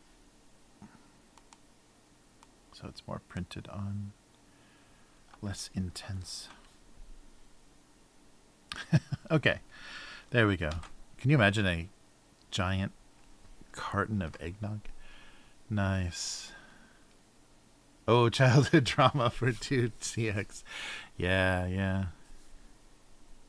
Yeah, cold with no snow is strange. Yeah, I had that in because I was when I was homestay in high school, I was in the south of Sweden, and it gets cold, but yeah, it's just cold rain. So it's that same thing. It's just like right above freezing. Yes, a milk horror story, a holiday cautionary tale. Yeah, I've had a lot of trauma from driving in snow. That's been about the worst. Okay, I think we got them. So that's closer to the scale of the final cartoon. I think that'll work. Nice. Yeah, freezing rain.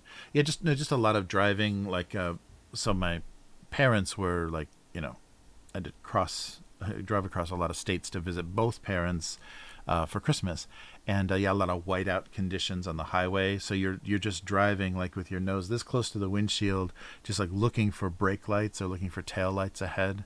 Yeah, it's kind of like driving in fog around San Francisco or whatever. But yeah, some whiteout driving, and not even knowing if you're still on a road. Like you're kind of trying to follow tire tracks ahead of you. It's almost completely white, and all you're doing is just trying not to slide into somebody ahead of you that could be completely stopped on the freeway. You have no idea.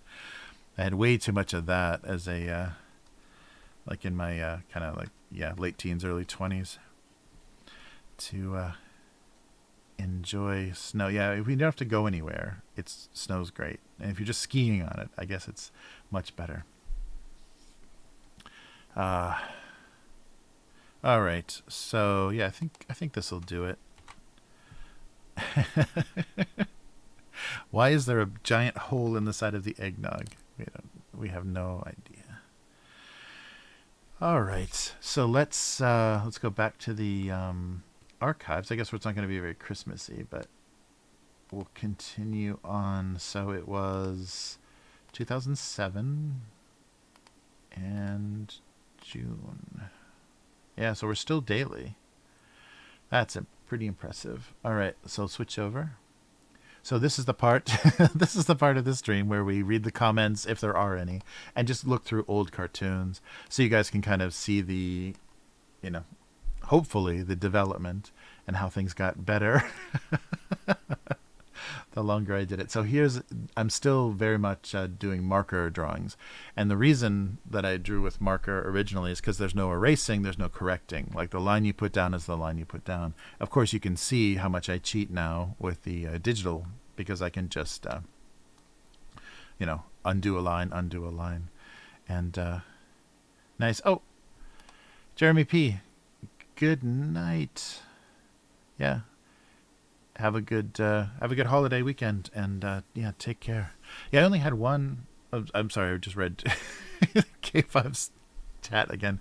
I only had one really stupid slow motion, just not even with another car, sliding off an icy road by myself into a kind of a rural highway with big deep rain gutters or whatever. They're not gutters, or trenches of to deal with the runoff from the either snow or rain. So just very slowly sliding off the road, and then of course you get to the uneven part and the car just goes on its side. Yeah, but it wasn't slow motion because it was all adrenaline and freaking out. It was slow motion because I very slowly slid off the road. All right, so June 1st 2007, way back when. So the room stood in quiet contemplation of the last piece of cherry cheesecake. All right. We did that one last time.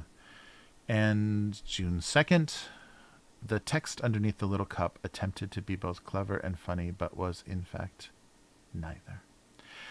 Yeah, I think styrofoam cups could have stuff on the bottom. I don't remember, Dixie cups, not styrofoam cups. Oh, here we go. This is obviously from November, or from October. All the scooping and carving seemed pointless if the final result was merely smashing. A Smashing Pumpkins reference. Oh yeah, we're in. It's Halloween in June. Oh boy. So I guess in August we'll have Christmas.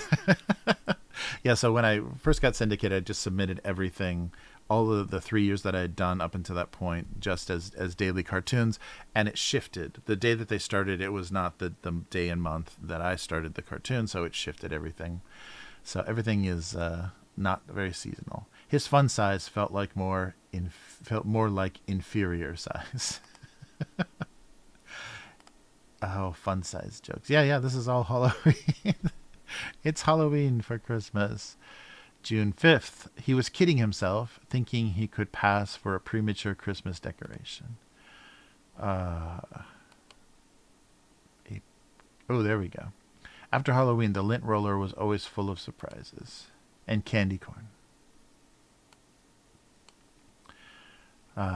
June 7th, a potato made a pathetic attempt to be part of Halloween. But actually the first jack-o'-lanterns were potatoes, if Irish folklore is believed to be true. So June 8th, he was certain. Everything's working. He was certain the next thing to be lost after sugar, caffeine, and color would be carbonation. So soft drinks slowly devolving into bottled water. Oh, that's right. And they don't even, to go back to this one, they don't even do green bottles anymore because of ecological recycling concerns. So yeah, the color even came out of his plastic. Oh, there's something I miss. The Monte Cristo sandwich was deep fried despair. Heavy deep fried sandwiches with strawberry jam. Come on. That's amazing. June 10th, nothing provided protection from everyday abuse. Gloves and goggles. June 11th, even being a third wheel was better than his current situation of not being a functional wheel. June 12th, cleaning was simply the process of waiting for things to get dirty. Oh, we've already been here. June 13th. Oh, here we go. Here's a hysterical, hysterical Xbox joke. He wondered what happened to the intervening 358 Xbox models. Ba-bam. Xbox 360 joke. Now that ages really well. June 14th. He felt almost as bad as an unused ice cream cone, which was, of course, an improvement. An unused ice cream cone. I guess he just a cone that lost his ice cream. Right. 15th of June. After all the trouble, he was surprised that being an open can of string beans wasn't more satisfying. A lot of work to open that can. No further alterations were required. An unemployed sewing machine. June 17th. Being external and removable, he felt all the pain and neglect of being a backup device. Technology jokes. I like his little orange USB cable. June 18th. He cherished their monthly meetings, but she seemed only to be there to get the rent check written. So the box that the checks are kept in, the checkbook is kept in. They meet once a month to write a rent check. Ugh. Yeah, rent checks. Sliding. You remember, has anyone recently slid a rent check under a door of a building manager or put it in their mailbox? I guess it's all probably electronic now. June 19th. They both questioned the footwear beauty standard and what exactly qualified as an ugly boot. An Ugg boot joke. June 20th. He could not think clearly with his head full of melted strawberry daiquiri. I like that one. That was the first time I started messing around with stuff that looked kind of transparent and things. It got much more complicated as I did more Photoshop work. June 21st. Maybe he used to be a violet. Oh, sorry. A violet or some sort of flowering tree. But now he was just dead. June 22nd. Oh, here we go. We're already into Christmas. The overdue gas bill wondered how long he could masquerade as a holiday greeting before being found out or paid. So gas bill as a Christmas greeting. Yeah, so I must have stopped doing daily because we've gone from Halloween to Christmas already. So yeah, I don't know what's going on. I just sequentially numbered everything. With his cap full of glue stick, he felt he could no longer hold anything together. Just hold it together. Yeah, if the glue stick gets extended and it's all jammed up into the cap, this is just a little cap. Hold it together. Back to Christmas. Christmas ribbon tried his best to improve all thoughtless gifts. Look at that. Oh, here we go. A winter joke. Parking lot slush found it hard to believe he was made up of thousands of beautiful and unique snowflakes. I think I did a pretty good job of that color of snow like melting snow in a parking lot. That weird, just from the car exhaust and dirt falling off of cars and everything, that weird gray. I just remember trudging through that. Like my childhood is just like nothing but trudging through gray snow in shitty, supermarket parking lots and stuff. I think I got the color there pretty well captured. Oh, hey, dude CX, it is 5:20 p.m. on the 22nd. So I'm a little bit ahead of the Western Hemisphere, but I'm in tune with Australia. We're right before dinner time. And parking lot slush. June 26th. There was nothing for the lost mitten to do but remain calm and await rescue. He was just right there from being connected. Thanks, unknown girl. I appreciate it. Critiquing my slush coloring. The candy dispenser felt more than useless. He felt collectible.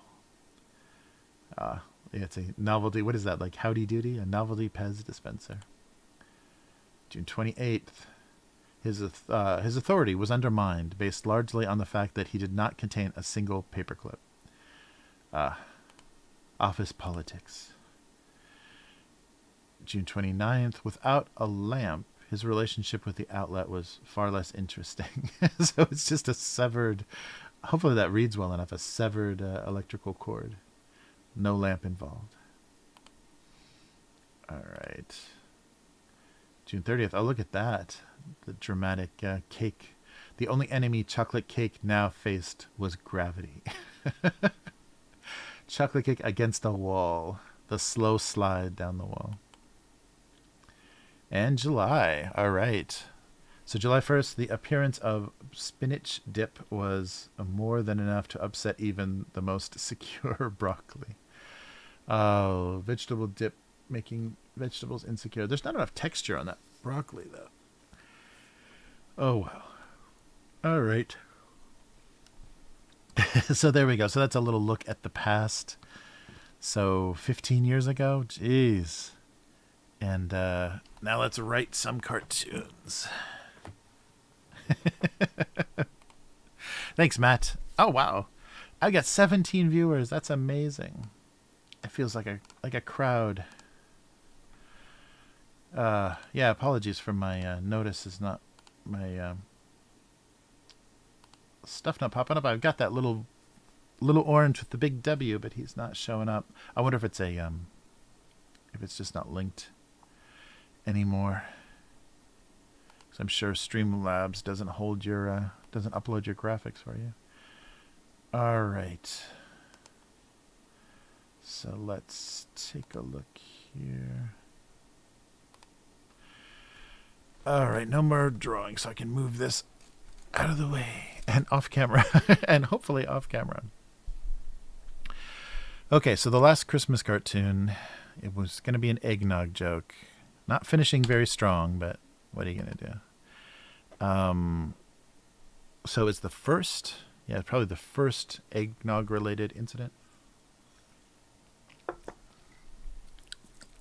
I'll try some of this. Wait a minute.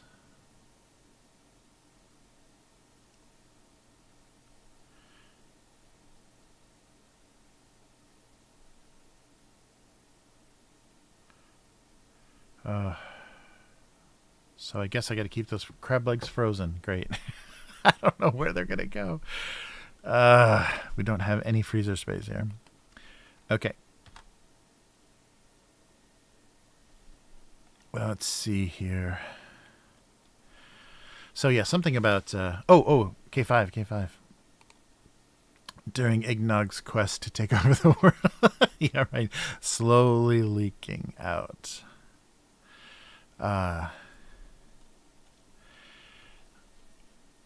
Or yeah, like the eggnog taking over the world.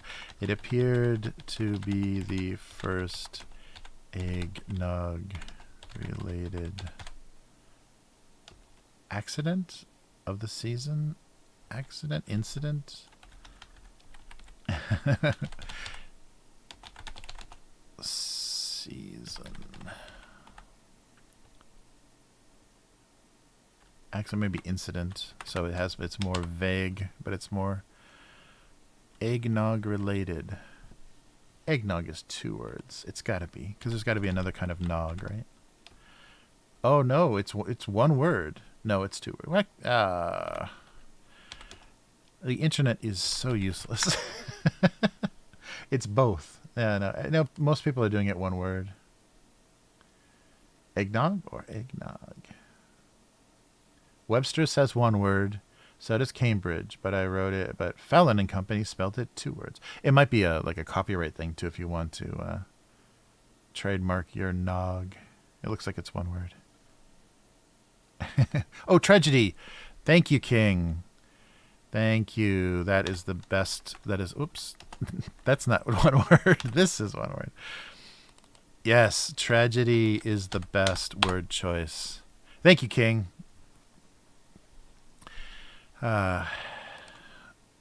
Yes, appeared to be the first eggnog related. And I spelled related wrong. Oh, and then it can be hyphenated, right? Because it's an adjective. Something related.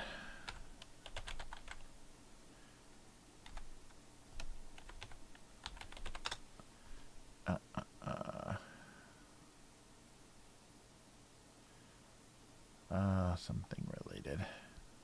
Nice. It wouldn't be so easily forgotten this year. Right. They couldn't look away. So much eggnog. They'd never seen so much eggnog look so so bad. Yeah, I don't want to put eggnog all over the carton. It's going to get weird looking. Oh, maybe I should.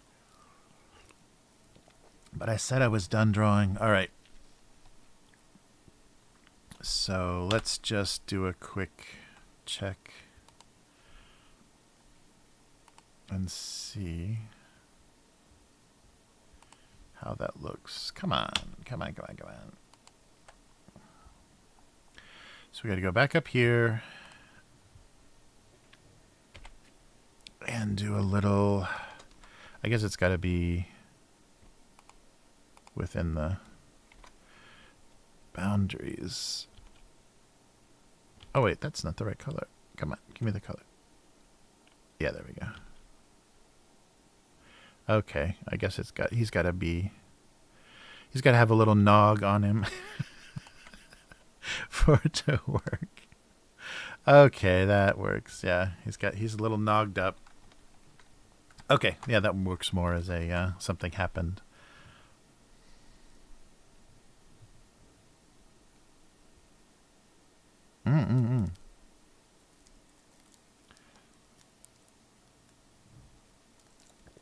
There we go. So it appeared to be the first eggnog-related tragedy of the season. Yeah, tragedy is good. Okay, back to editing. Is that an extra space? Sometimes this font looks unbalanced, and it all fits. Just barely, but it all fits. Okay, come on. Stop. There we go.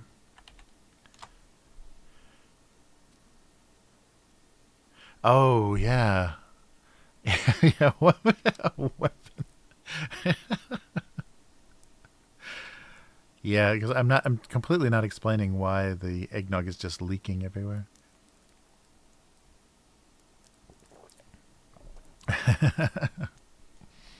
Nice. Yeah, right. The murder weapon. It was the eggnog with an icicle. The eggnog with eggnog in the eggnog. That's awesome, Yum.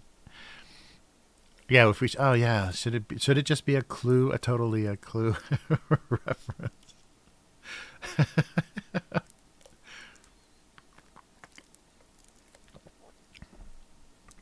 So what would reference? So it's the solution, right, to the game. The mystery was solved when it was determined. It was determined to be the eggnog with the eggnog in the eggnog. That's too good, Yum. God damn. Yeah, who'd done it?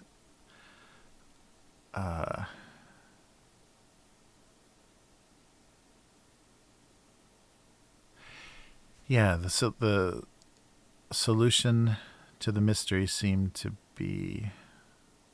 Okay, I'll remember first. Eggnog-related tragedy. I really like the clue reference, though. I don't know. Maybe this isn't going to read well. And I've got this huge...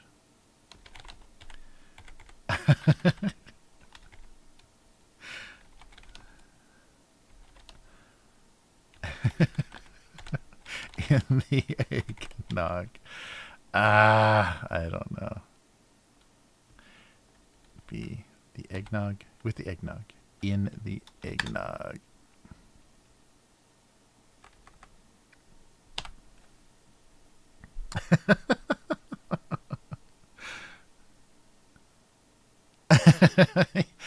it might it might work best because Yum makes me look bad every time. Uh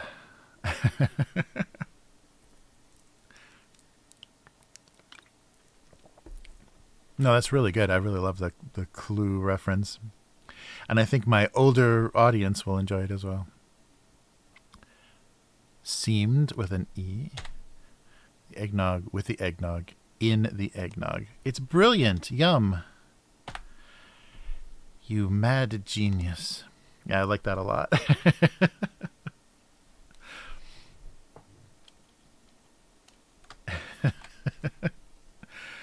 To the, I don't want to say murder because I want to keep it vague and weird. Yeah. It seemed to be. Nice.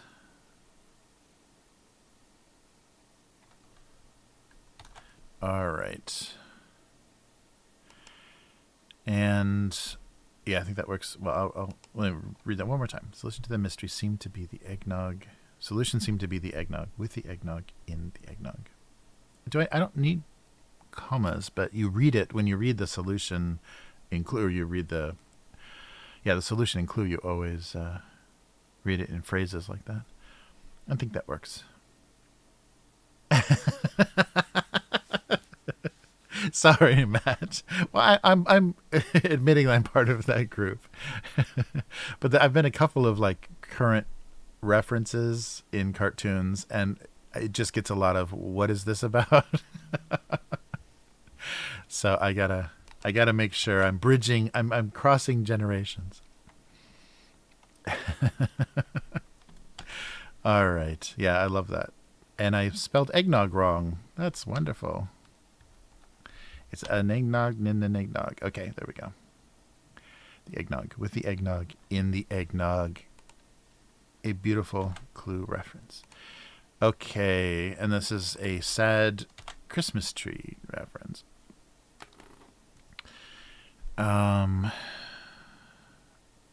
Let's see. So the first thought was thinking the tree stand, thinking that his uselessness or his usefulness was over if he would be discarded, suffering the same fate. Yeah, so the tree stand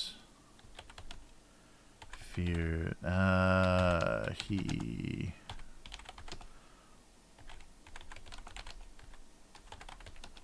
fate as the Christmas tree. That's not very.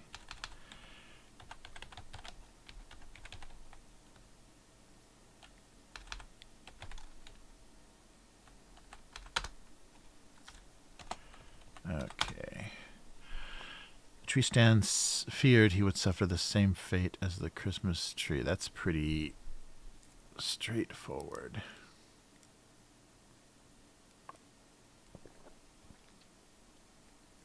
Yeah, Clue is fun. Yeah, we had an old, I think it was like a 60s copy of it, like one of those. So many of our board games growing up, because I think we bought all of our board games when my parents were just poor students. So all of our board games were like garage sale board games, and we had like an old 60s version of Clue, and the illustrations were really amazing. And the all of the pieces were that same like die-cast metal that the old Monopoly pieces were. So you know how Monopoly had the shoe and the race car and the dog, and they're all little metal pieces. All of the weapons were metal. Maybe they still are, but they were all little cast metal. So the candlestick and everything, they looked much more intimidating when they were metal. I don't know. Are they? I don't know what the pieces are now. But there's a little knife. There's a little knife and a little lead pipe and a candlestick? I don't remember. What are the Clue? Rabbit hole. Game weapons. And I think now it's just cards, is it? Oh, that's right, the rope. The only thing that wasn't metal in those old sets was the rope. That was plastic. Nice. So pewter, they're calling them. The original weapons of Clue. Cluedo. The original weapons. Oh, that's right. In Cluedo, the original weapons were a dagger, revolver, rope, spanner, candlestick, and lead pipe. Spanner. Oh yeah, the wrench. Yeah, yeah. Well, that's British. Yeah, so Cluedo is the British name for Clue. So Unknown Girl, do you have Clue or Cluedo?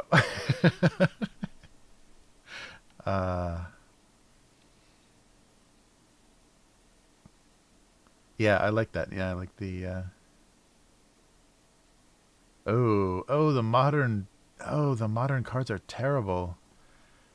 You don't have to update this game. It should look old and classic. It should be like painted, portraits and stuff. Yeah. Oh no. Cluedo. No, also known as Cluedo. I wonder where it's known as Cluedo. Oh no, there's like miniatures now for the characters. And there's a new suspect, Miss Orchid, who is Asian for some reason. What's going on? Please, Clue, stop what you're doing. So wait, doesn't that screw it up though? Now there's 6 suspects? Weird.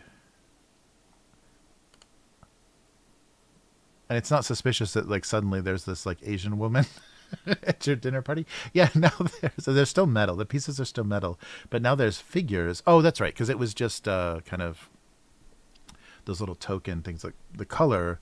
And the reason that they were color coded is because then it could just be a colored wooden whatever those are called, meeples, whatever those are, those board game pieces.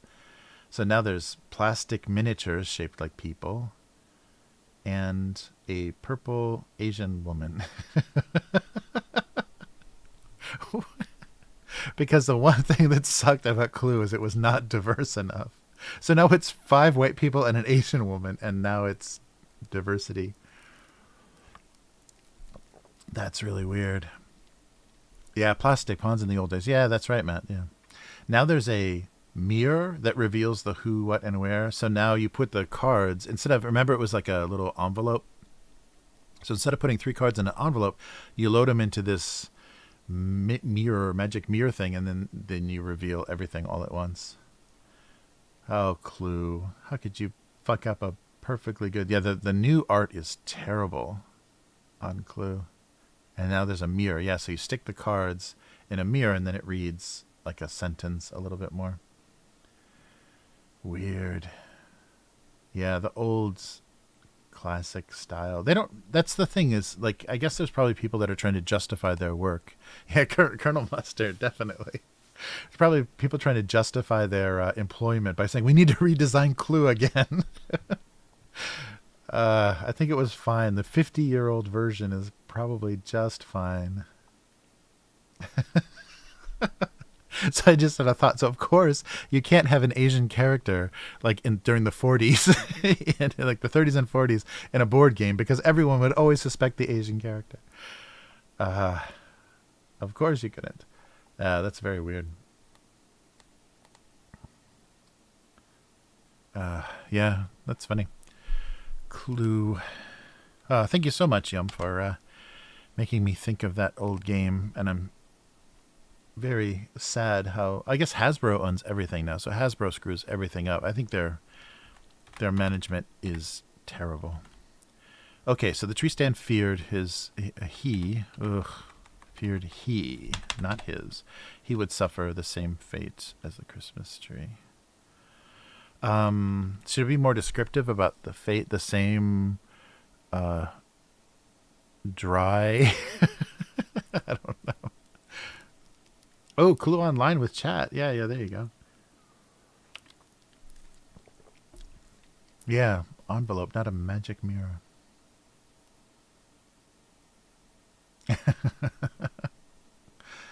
Yeah, I guess they just tried to update everything.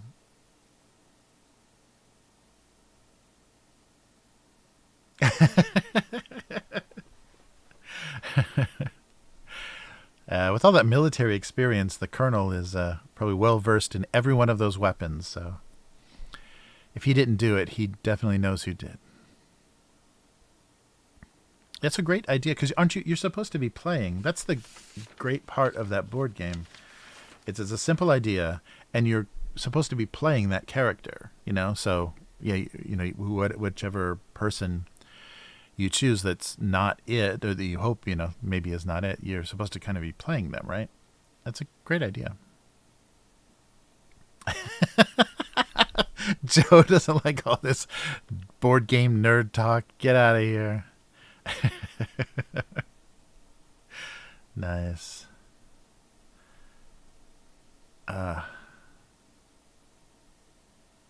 Yeah, being back next year, yeah. Or something about how sad it was, like, to lose his partner, his holiday partner every year. Um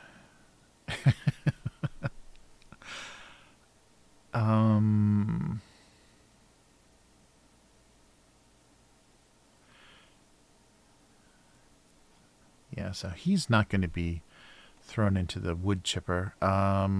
Yeah, something about the every year having to have this broken up relationship. Or yeah, making him like an immortal, or yeah, I think I make that joke too much, but yeah, he's like immortal. He's eternal, and all he sees is the corpses of his dried tree friends hauled away. Yeah, this is an after Christmas joke, isn't it? Oh well.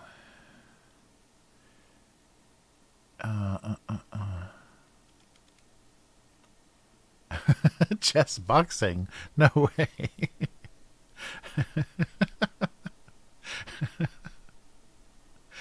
Oh man. Oh, that has to have been done, right? It's like a cosplay live stream of Clue. That seems like too obvious. LARPing some Colonel Mustard. Yeah, but everyone has to play, like, their physical type has to be completely opposite of, you know, how the character is usually depicted.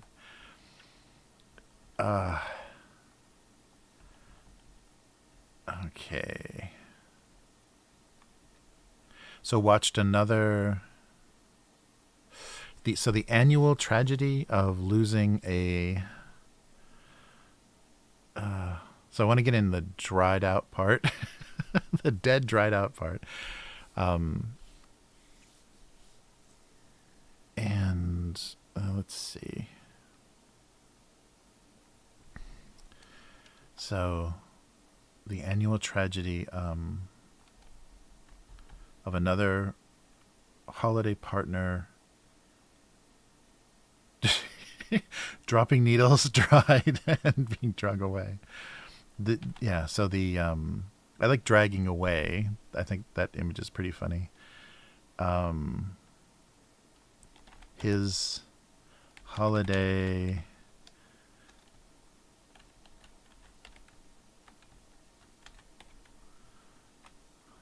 holidays always ended with a close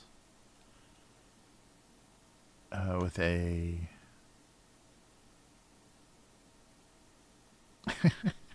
it has to be the tree stand, right? The tree stand ended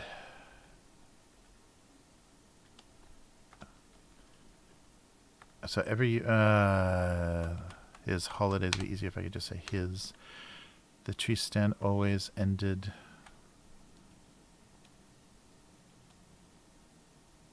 There's a better way to say that.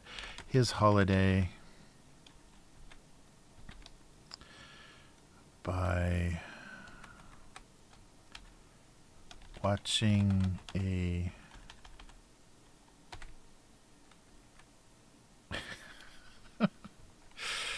a close friend being dragged away and dropping pine needles. I don't know. Oh, I should be finishing much stronger this year. That's a novel. ended every year.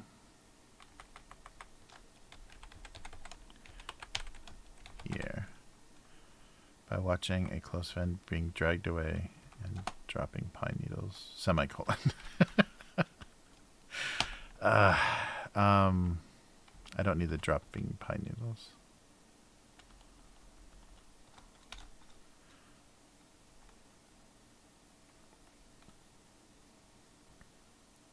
A brittle, dried up friend. A dried up. Jeez, lots of typos. Being dragged away.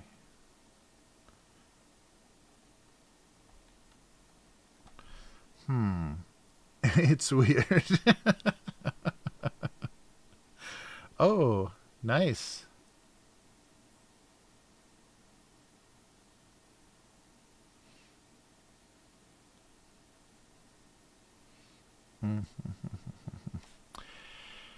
Yeah, I like the dragged away part, and I want to get across the tree is all dried out and dropping needles.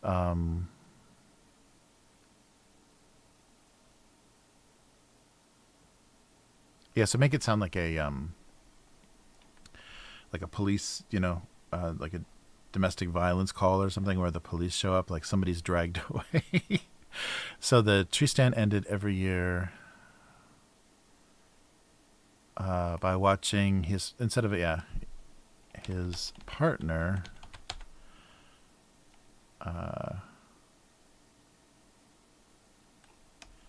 dropping. I don't know why I want to keep forcing this back in there.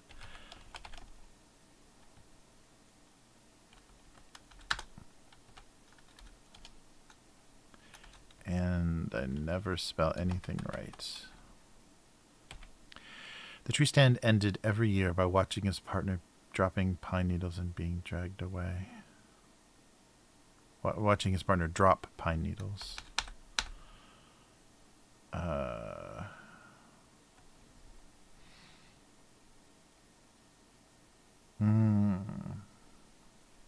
Maybe put it here.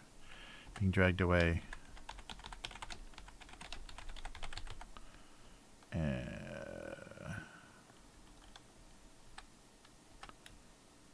His partner being fropping pine needles. My God, so many typos. I love when they make it into the cartoons too. The tree stand ended every year by watching his partner being dragged away, dropping pine needles. Witnessing. Dude, yes. Thank you, witnessing. God, you guys are good.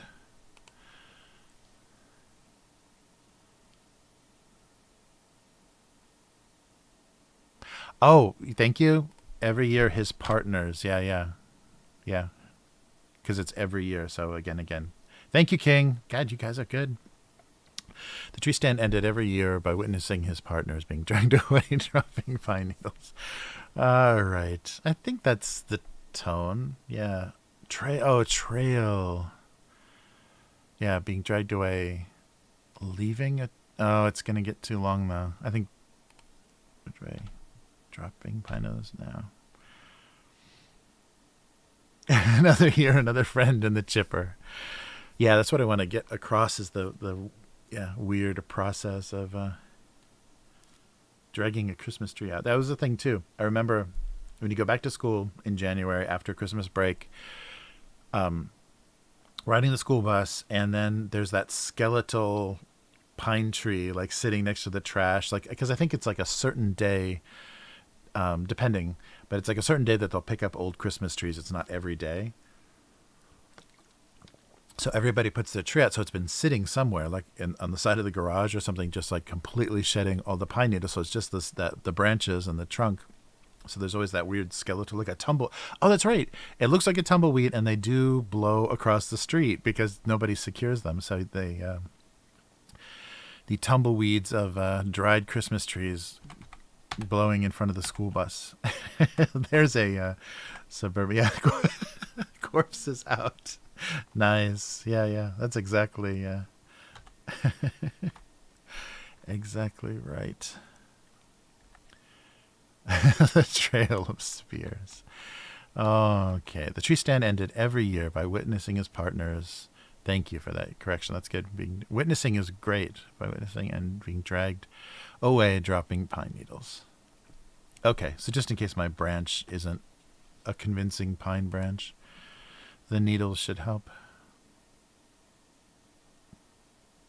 Yeah, perfect. Thank you guys. Wow, this is great. It is vastly improved.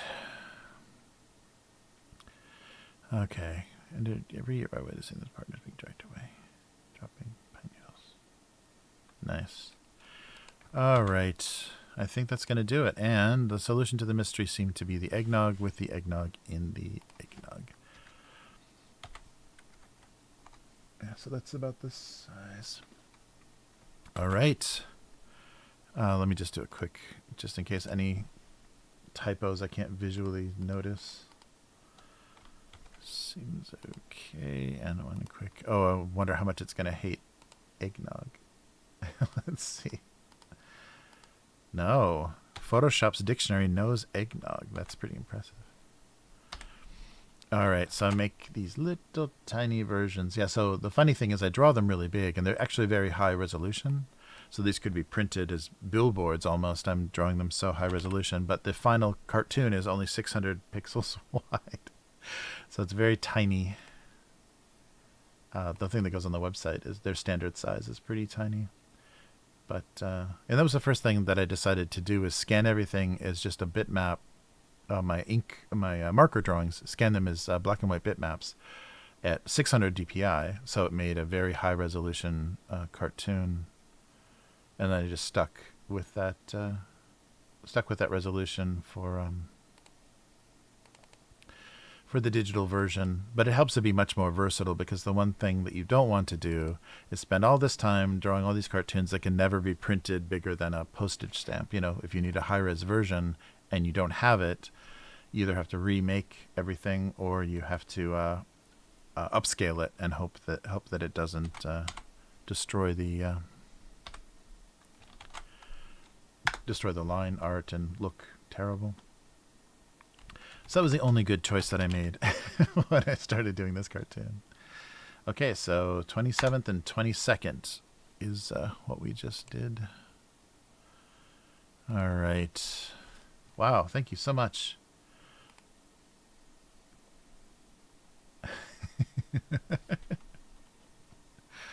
All right. So let me see. Yeah, so let me just upload these real quick, and then we're going to get to the bag of snacks. So I was trying to find... So in Japan, they have these big Christmas boots, which I think are like a misinterpretation of something German or whatever. So they're supposed to be a stocking, but they're actually a big plastic boot that are full of snacks for kids. And most of the time, they're terrible. And I think I've actually tried everything already on the live stream. So it's just the same stuff. The umai bowl, which is like a big giant Cheeto, like a giant puffy Cheeto with different powdered flavors and different crackers and things. So it's all stuff you guys had seen before. So I decided just to kind of do my own selection of snacks. So there's no boot, but just imagine that I'm pulling these out of a large plastic Christmas boot, and that's the Japanese experience. Yeah, it's a very it's some weird like mistranslation, I think. Yes, convenience store is coming. Let me upload. Oh, I don't think I put anything Christmassy on the convenience store, though. Let's find out. All right, here we go. So yeah, so every week, so to kind of break up all this cartooning, although I'm now doing it kind of at the end. It used to be in the middle. But break up the cartooning and the drawing and everything. I do some Japanese snacks from a convenience store. And this week we have some pretty funny stuff. But let's switch over.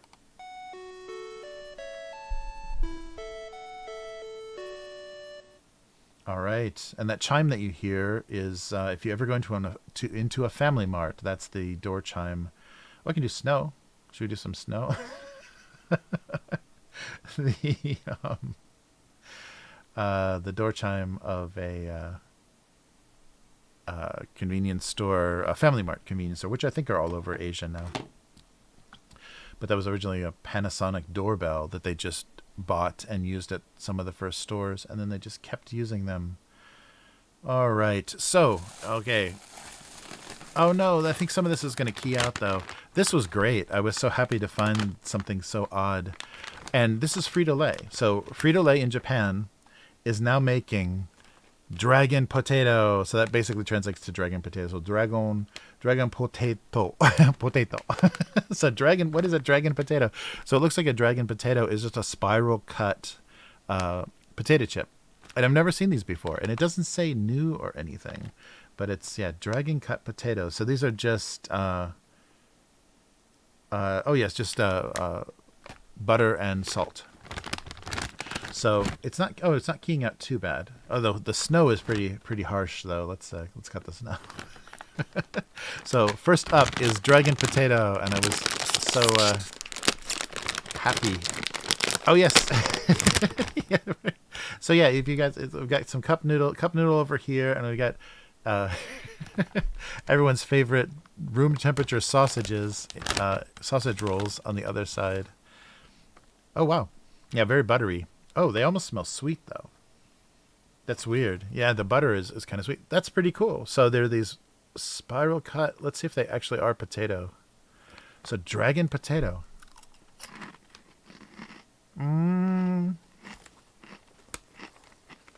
They're actually sweet.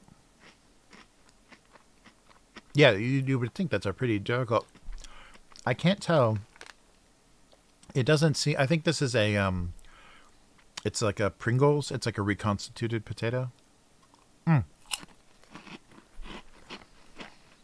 Merry Christmas, Matt. Take it easy. Yeah, talk to you Friday. That's right. Oh, that's right. We'll be talking before Christmas. We'll do a Christmas Eve game. Yeah, they're a little more substantial than like Funyuns or whatever, but they're kind of that texture. So I think they're remade potato. And the butter is so sweet. It's supposed to be salt and butter, but it's very, very sweet.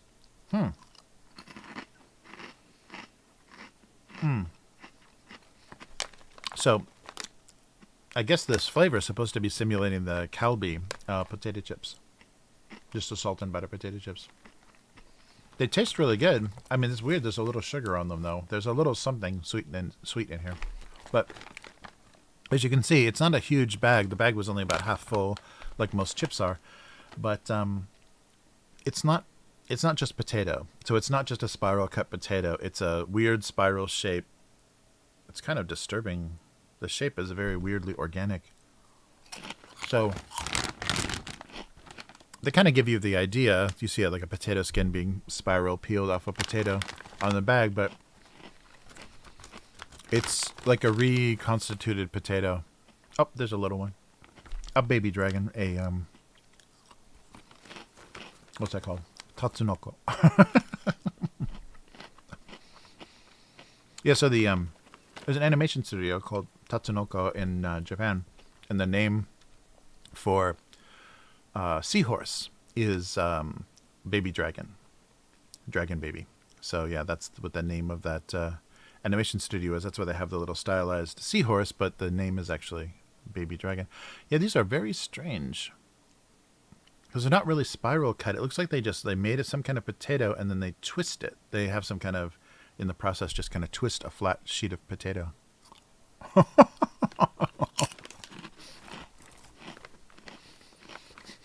Duck chips.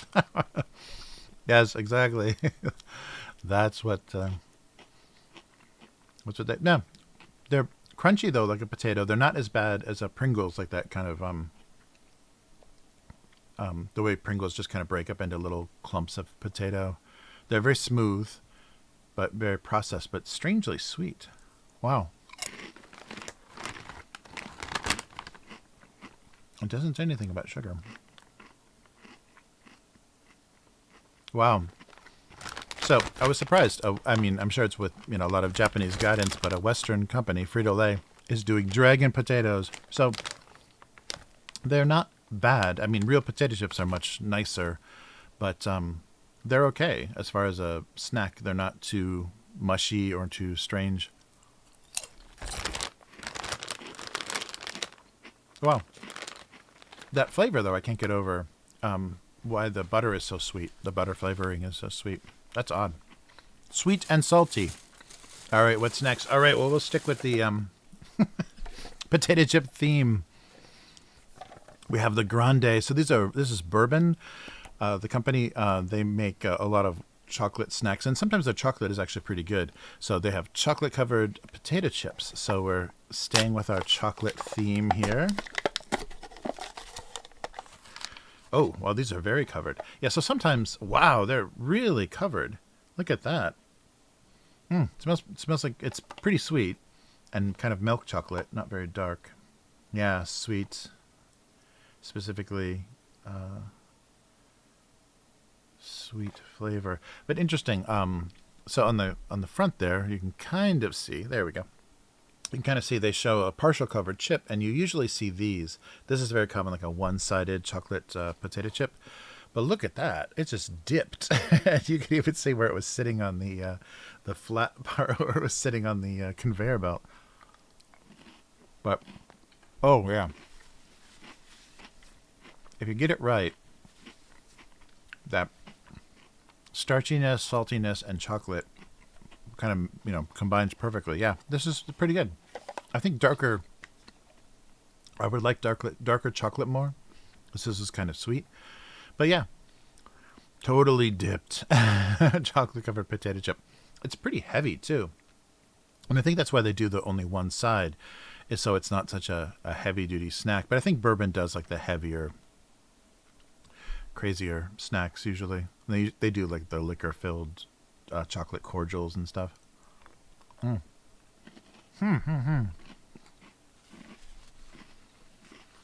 It's pretty good. I think I like the ones better that are just like half covered with chocolate because you taste both right away. This one you have to get through the chocolate and then you get the potato chip. But yeah, that salty, I don't know what that is. So chocolate covered pretzels, chocolate covered potato chips. That saltiness into chocolate is pretty good. Pizza and chocolate chip cookies. Oh. So pretty good. Yeah, so these are just the bourbon Jaga chocolate. So Jaga potato. Potato chocolate grande.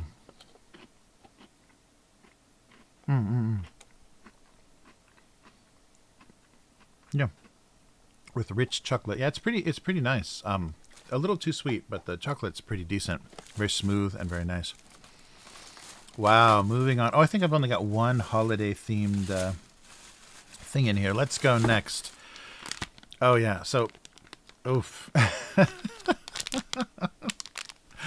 So, Merry Christmas, everyone. Now we will try a big, colorful cola gummy. Oh, no. So, Coke bottle-shaped gummies. And I was hoping, there's Santa clinging for his life. So they're cola bottle gummies, but I was hoping that they have some liquid inside or that the center is a little different. So why make something shaped like a bottle if you're not going to like have contents of a bottle?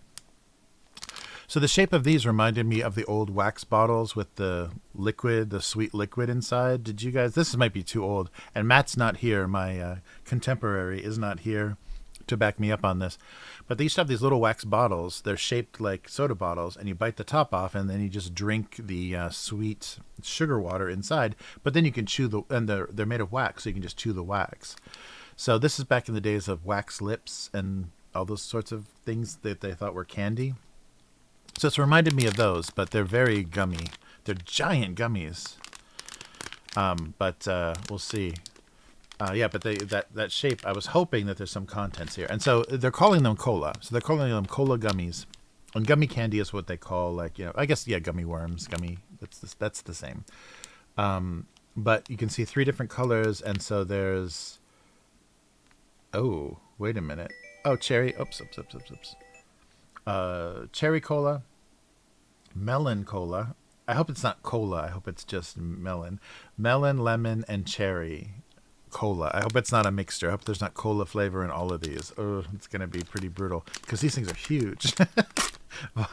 And the company is not very well known, so I'm not sure what we're getting into here. But let's give it a shot. Oh, okay, interesting. So you can see, whoops, we lost our melon. Let's start with cherry. That should be the most. Oh yeah. So no, it's just it's just kind of a gradation cola. It's not a full bottle or anything. It's just a cola-shaped bottle with a flat side, and it's just gonna be a big giant gummy. I think I can only eat one of these, but let's try. Oh, pretty tough. So the gummies that they make in Japan usually are softer than this. So I wonder, and they're usually made from plant. So they're made from like a root plant. What are these made from? Yeah, this is pretty tough.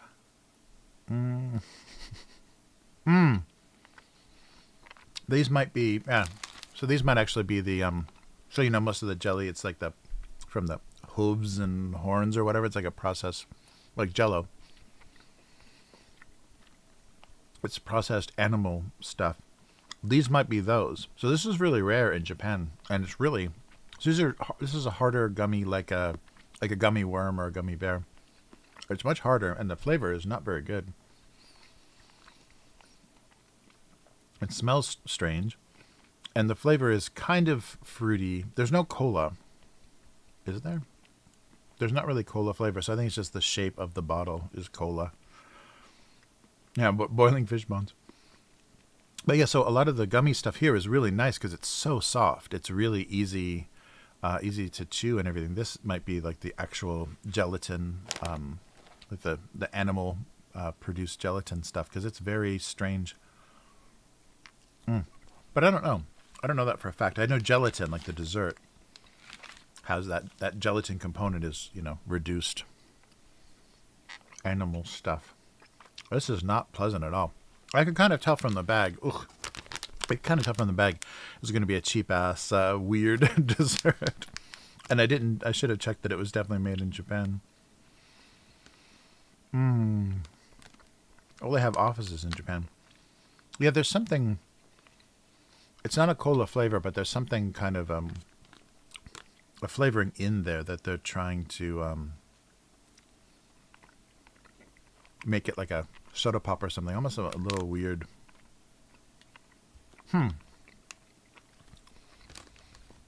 Not good. I don't know how. I don't think a single person could eat all three of these giant bottles of this. They're pretty rough. They're hard to chew. And the flavor is not good. And of course that was our only Christmas one. Oh no. So the last thing we have, I have a couple of like simple nuts and things. But that won't be very fun. But these guys, here's another gummy candy. Yuha does a lot of very cute. They do something pretty famous, I forget. But yeah, you remember this little guy. Well, the little guy with the bug eyes. So Yuha does a lot of good gummy candies. So these are paripi. So we'll find out exactly. So a disco style.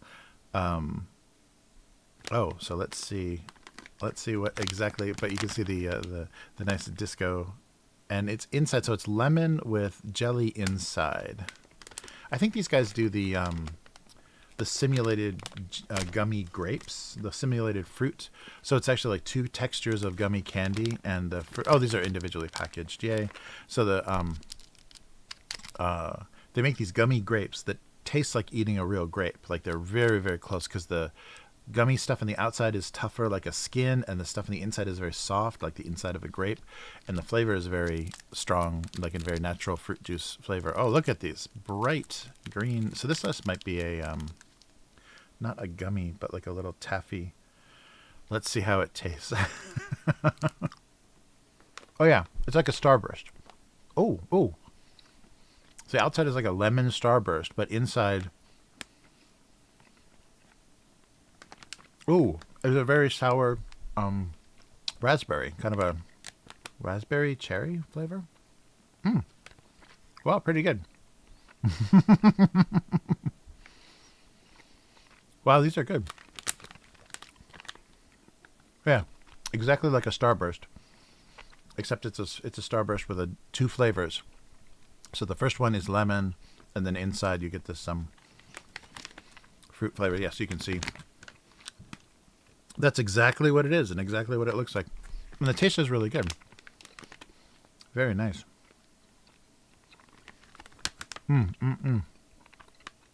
Okay, so that makes up for those terrible Christmas gummies. That was brutal. Wow. So we did pretty good. The dragon potatoes were pretty good. A little bit strange. I was expecting them to actually be, spiral cut potatoes.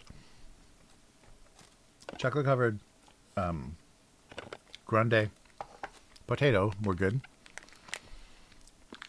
These weird ass brand big colorful gummies were a nightmare, but they're gone now. You'll never be able to find these. Although they won't expire until August of next year.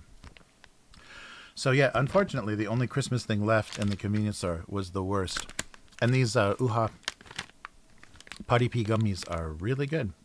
Or I guess they're not technically gummies. I get happy. So they make you very I get happy. Yeah, really good.